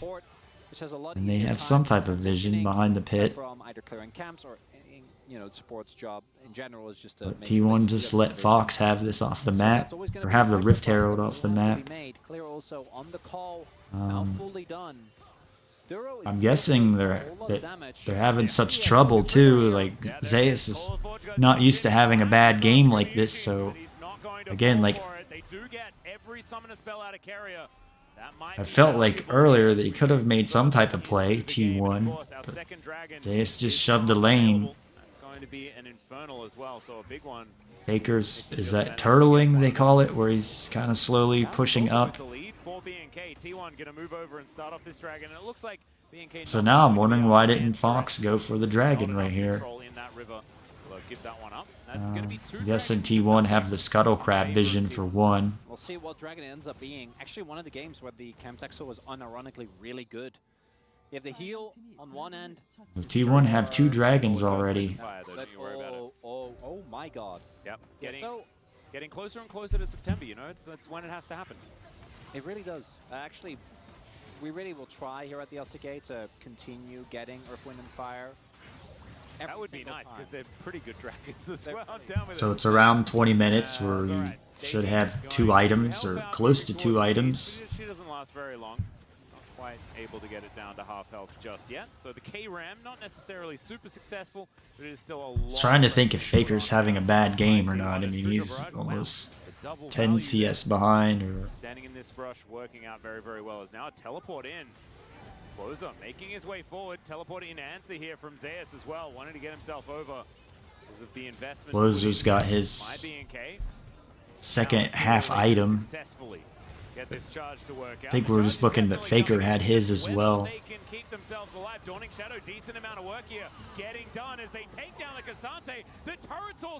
So was that another play there that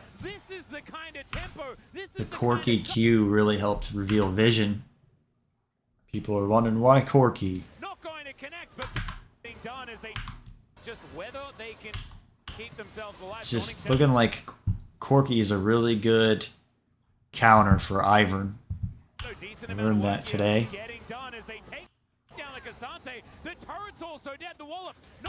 Because again, you put down his bush or brush or whatever you call it. The thing with Ivern, you put like the brush on your teammate and then shield them and they survive because the enemy doesn't have vision. But the Q from Corki allows that. So then you can do damage on that enemy that was just hidden by the bush. Not going to connect, but BNK, this is the kind of tempo, this is the kind of gusto that we saw in game 1. And BNK, this is all very telegraphed. T1 was ready for this. But the play just is, well, I mean, they thought they were.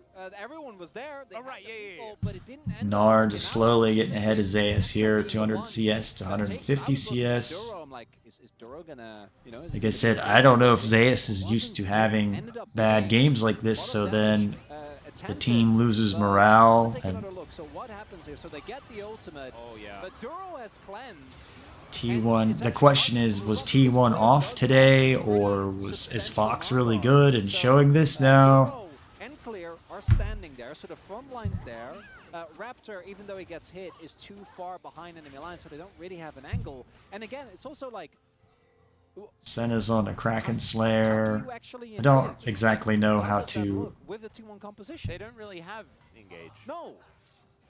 And they don't also really have poke.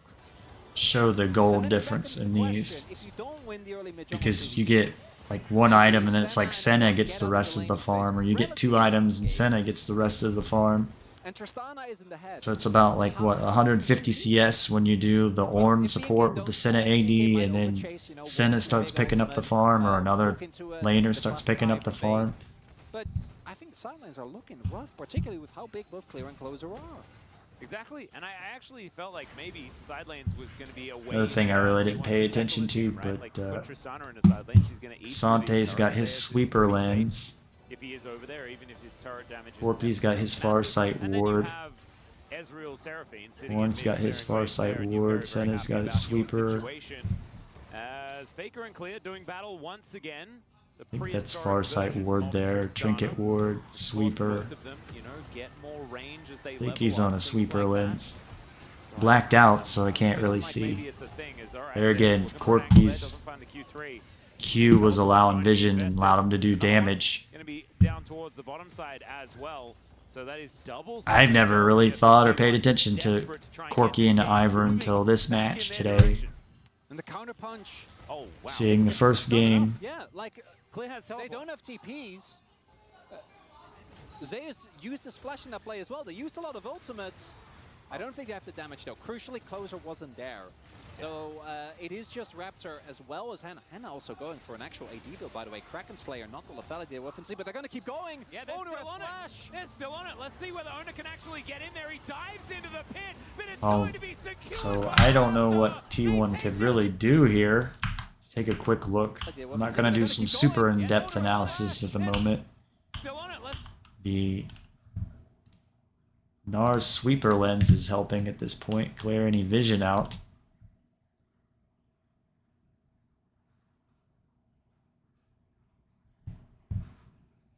I don't think Zeus has anywhere to like catch Closer out and ult him over this wall to allow T1 to come in here and clean up.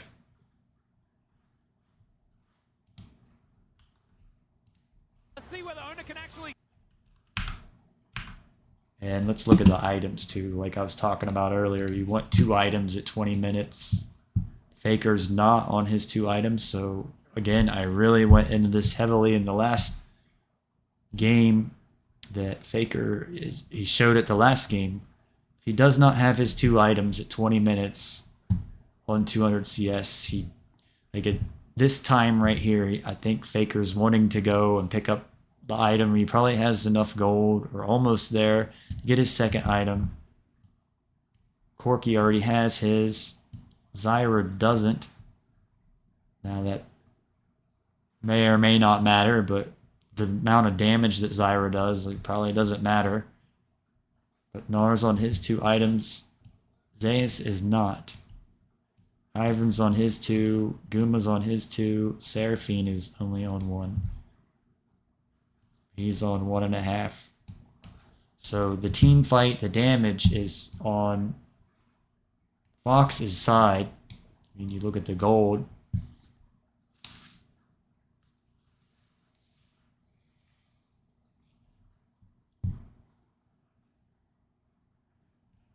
So let's go back in time here real quick and look at what starts this fight. Faker wasn't there at all. That's another thing too.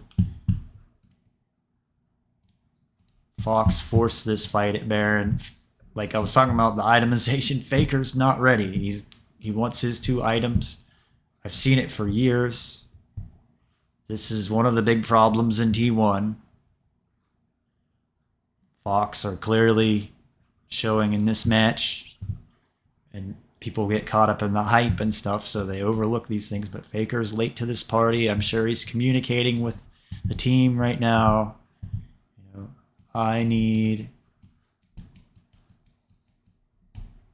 2 items first.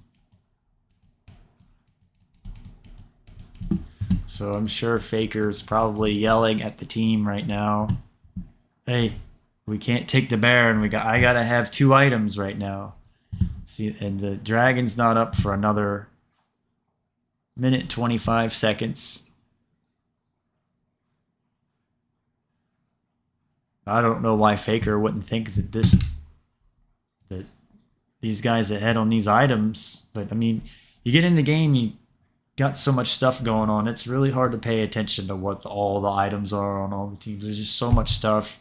Zayas has looked like he's had a bad game where he's upset that he's like king of the LCK, and I don't know much about Clear, so he might be really upset that he's not having a good game or match against Clear, so it's starting to get it to his ego. Or EPs, Zayas used his flash in that play as well. They used a lot of ultimates. I don't think they have the damage though. Crucially, Closer wasn't there. So it is just Raptor as well as Henna. Henna also going for an actual AD build, by the way. Kraken Slayer, not the lethality of offensive, but they're going to keep going. Yeah, they're still on it. They're still on it. Let's see whether Owner can actually get in there. He dives into the pit, but it's going to be secured by Raptor. They take down the other tree as well as now you've got Clear diving on top, and BNK, I guess they took a vacation for game number 2 because they are back here and they are ready to play for game 3. They are refreshed, Atlas. I don't know what beat they went to. How is it refreshing what happened in game number 2? I don't know, but it obviously was, because they're taking an inner turret. They just got a Baron. It's 4-0. What? It's, you know when a movie gets so bad that you can't help but laugh? That's me in the last game, like, who cares? We got stumped. Yeah. It happens. But right now, I don't even think they're the strongest they're going to be. And they just got Nash. They've taken the top side inner. Their side lanes are looking insanely strong. I think that barring a major misplay from their end, they've done. This was still a flip. I do gotta question this decision at least a little bit, because Owner is in fact in the pit. It was a pretty early smite. Was that Owner's smite and in there? So it technically isn't a flip because Duro does have smite, but he didn't use it. So with the Untold Spellbook, you can obviously set this up and feel relatively confident. But what a moment there for Raptor, right? I think Owner a little bit early, but again, he's in the pit, so... And he also had to try and time it in amongst 2 smites going off, so I think you just kind of have to go. Yeah, I like Owner not hitting that smite is definitely not the problem with the whole sequence of events here for T1, but right now, Atlas, I think it's looking amazing here for BNK. And 100%. And it's too early for it to be looking this amazing, right? Like, this is the biggest problem for the T1 composition, is that you've also still got Ornn and Senna. Like, where are the ornaments? They don't even have any yet. Duro's only level 12. And it really does feel like what we said after game number 1 applies here again. It just doesn't feel, unless they get huge leads early, which was thanks to Owner and Carry out the case in game number 2 rather. It doesn't really feel. Oh, the Stranglethorns is going to connect here as now Faker has to rocket jump out, but wasn't able to buffer that one. Still, he is going to keep himself alive. True Shot Barrage doing a fair bit of work here as Daisy's going to go down. Henna has to flash. In the meantime, Clear is just destroying an inner turret. Duro is there with him as well. Not entirely sure why. He was just wandering around, having a good time. They managed to take the inhibitor turret on the top lane, and 7,000 gold is now the lead for BNK. A 4.6k Rebel Baron power play. This team just feels like a different one. It really does. It goes both ways. I think BNK, I said it after game 1, and then in game 2 I felt a little bit silly about my statement about them looking better than they have possibly all year. In game 3, I'm back on that train. Oh yeah, but I also think that like game 2, I mean, you fall ridiculously behind early in some games, right? Like, it happens to every team that isn't Gen 2. It's also, and this is something that I think is the most important to me, it's something that BNK used to be. I hope I wasn't talking here forever, and even going back to Sandbox, a team that they won quickly. Hopefully I didn't talk forever and had my microphone muted. And right now, things things are looking great for I them keep here. forgetting to do that. I'm sorry. And the next VOD, I will apologize. But in case I didn't, in case you heard me talking for like 10 minutes, I guess I'll just briefly go over this. I think I took a sip of tea a minute ago and forgot to hit the unmute button.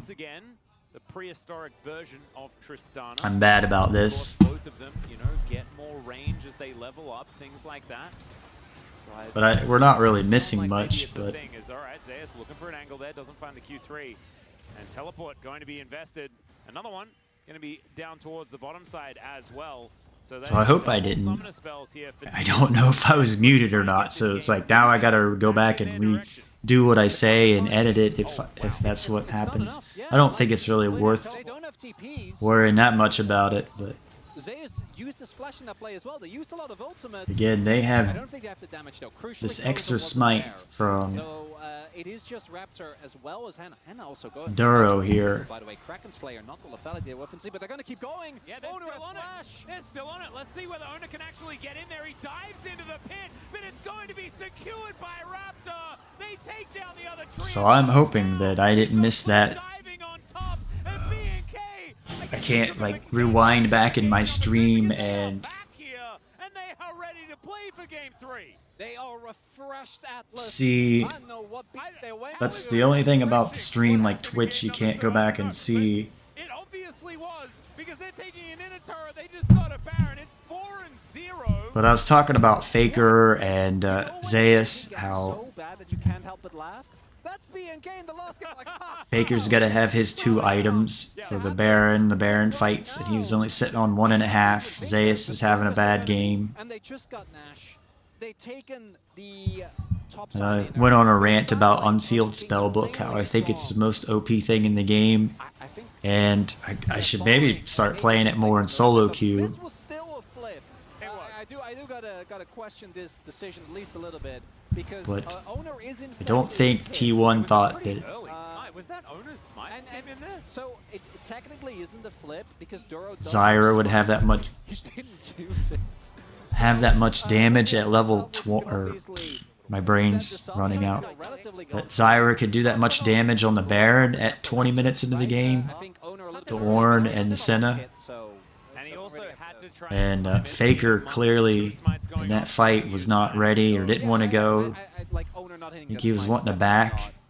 Not the problem with the whole sequence of events here for T1, but right now, Atlas. So I gotta learn this on my stream. I apologize, guys. That's why, and I may have already talked and I am repeating, but it's just for editing purpose or later on.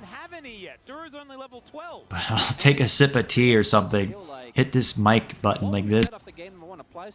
I forget to turn it back on, so I apologize. I'm learning.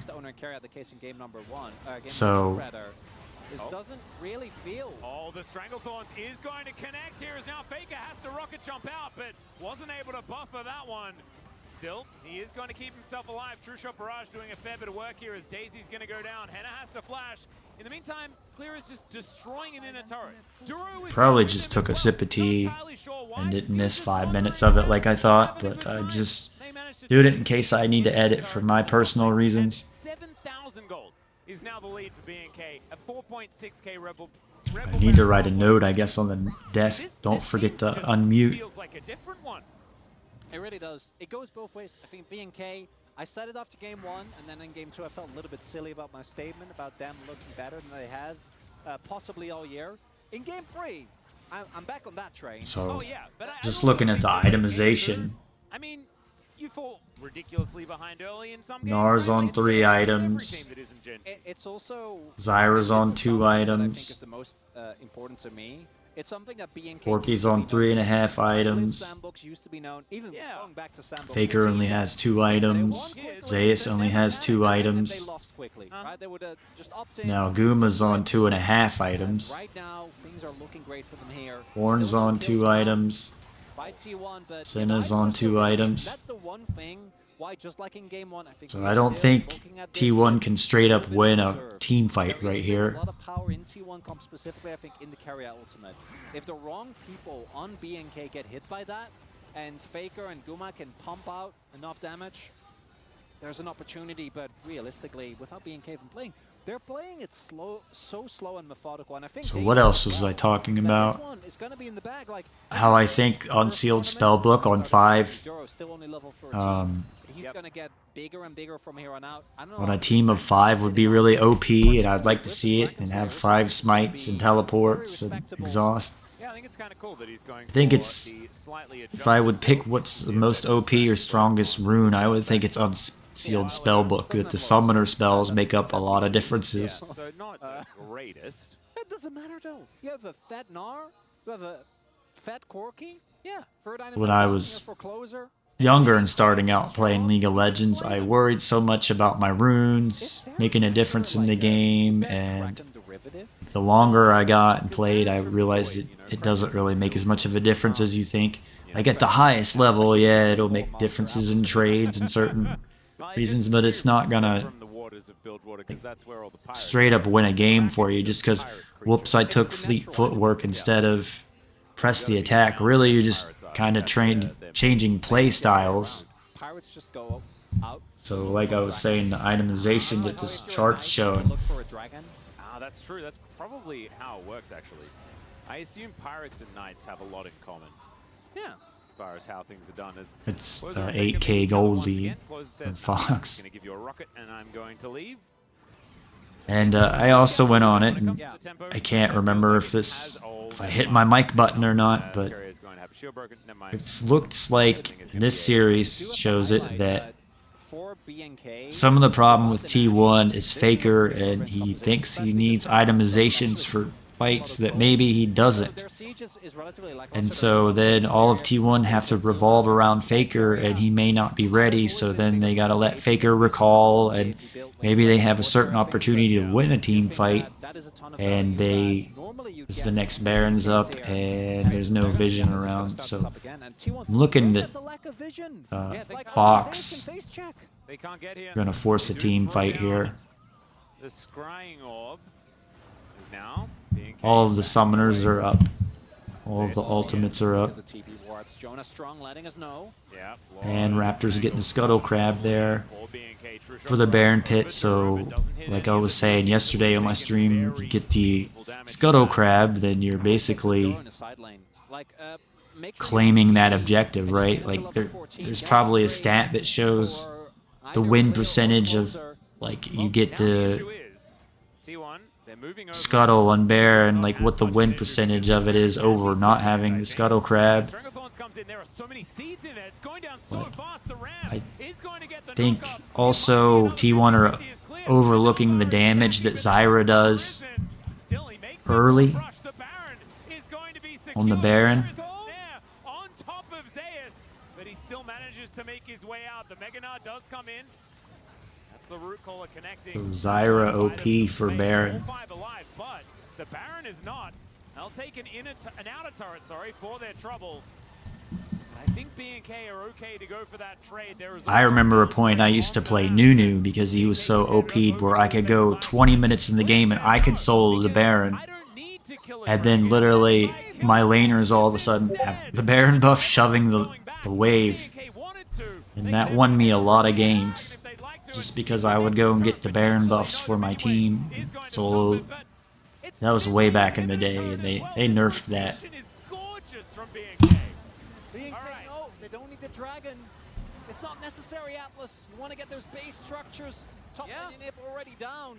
That's going to make the dragon a formality anyway. I do think B&K, they haven't backchat after getting the Baron, right? So get the back. So T1 need, I guess, to flip an Elder Dragon on this to come back. Is it really? It is. It is. You know, it exists. It's their moral support turret. There you go. It's gonna be a crazy fight here for just a regular dragon. Yeah, that's true. They might get this dragon as well. So if there is and now T1's wishing that they started taking those dragons earlier. So that's going to keep things a little bit more even. Mountain Soul point available. The problem is that there is an inhibitor now missing. And again, like T1 know at the end of the day there's a formula dragon. It used to be Rift Herald, Void Grubs. Now that's changing a little bit, so maybe my idea and thought of it's changing. But like you get the dragon and then you go topside and get the Rift Herald. That's the Void Grubs now, because it spawns a minute before. And then you get the next dragon, and then the next Rift Herald, and you go back and forth till you have the 4 dragons and get the Dragon Soul, and then you get the Baron, force a team fight, and then close it out with the Baron, and you can win a game in 25-30 minutes. Not so much, and Raptor just blows him up. And the rest of T1 are now split. They fanned out. They're going to give up their inhibitor. An inhibitor turret is already being taken down because Clear set that one up earlier. And that's going to be all of the inhibs down. I think Fearx may have done it. Atlas, it's happening.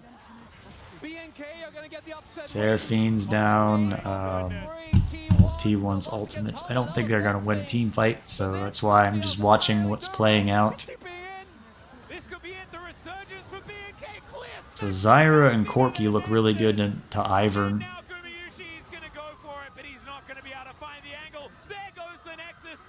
Now, like, Ivern is the AP counter jungler, but that match showed also Diane is a hard counter to the AP junglers. This makes me want to play some solo queue. Like, maybe I can get this done, and then I'm wanting to do Gen G as well. But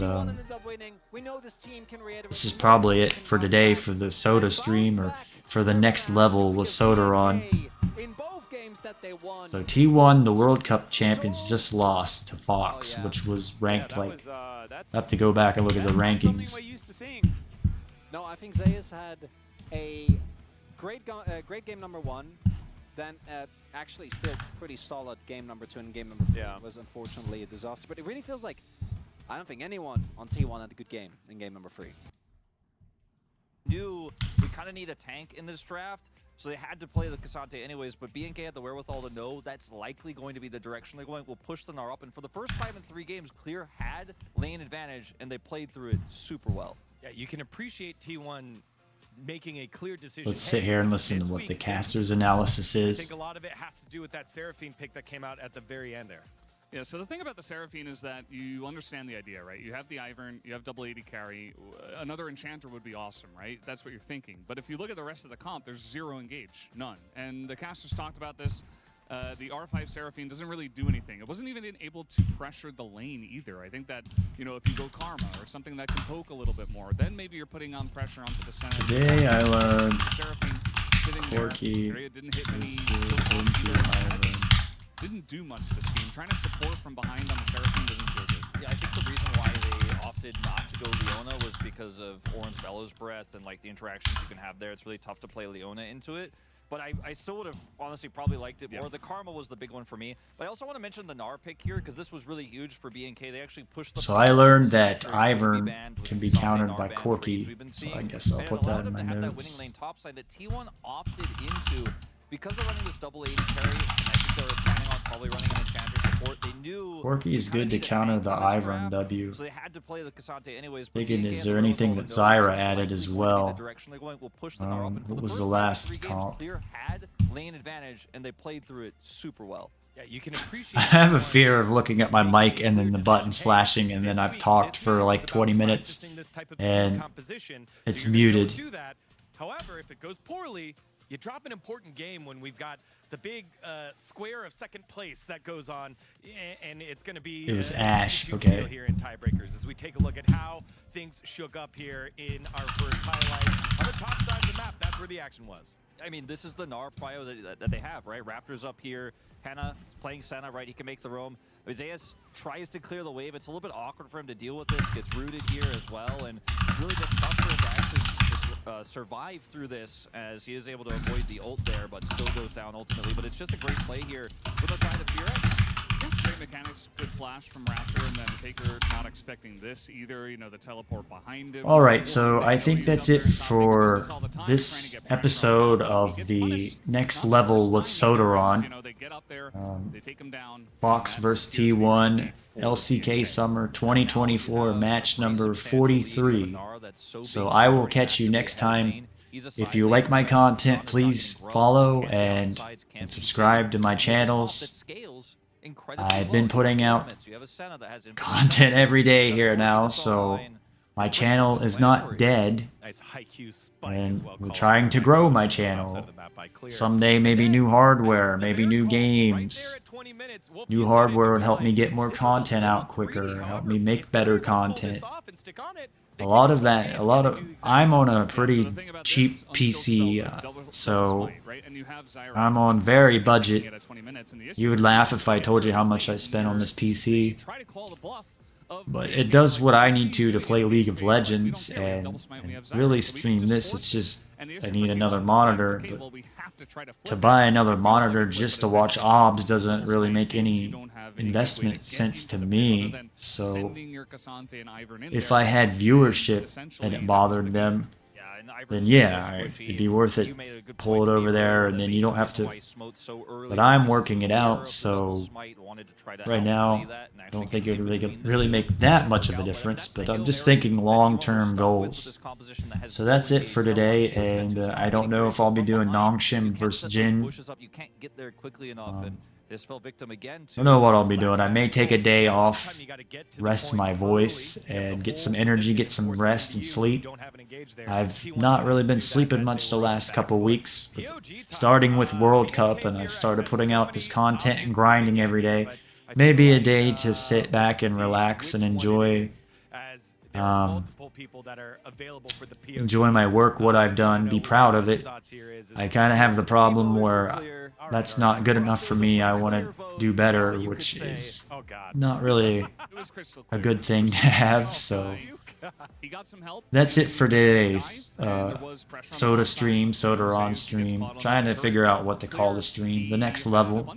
I will catch you next time, so please tell your friends about my content and channel. Trying to provide you with professional League of Legends coaching and analysis. I've done analytical work. I've been watching this stuff for 12 years. I played Warcraft 3, the Fog of War games. I think I know what I'm talking about. I'm not trying to lie and give you just BS. Trying to help you improve as a player and teach you and improve as a person in life. So next time I'll see you. Thank you for tuning in. That's the question. Right, maybe it cooked last time. I don't think this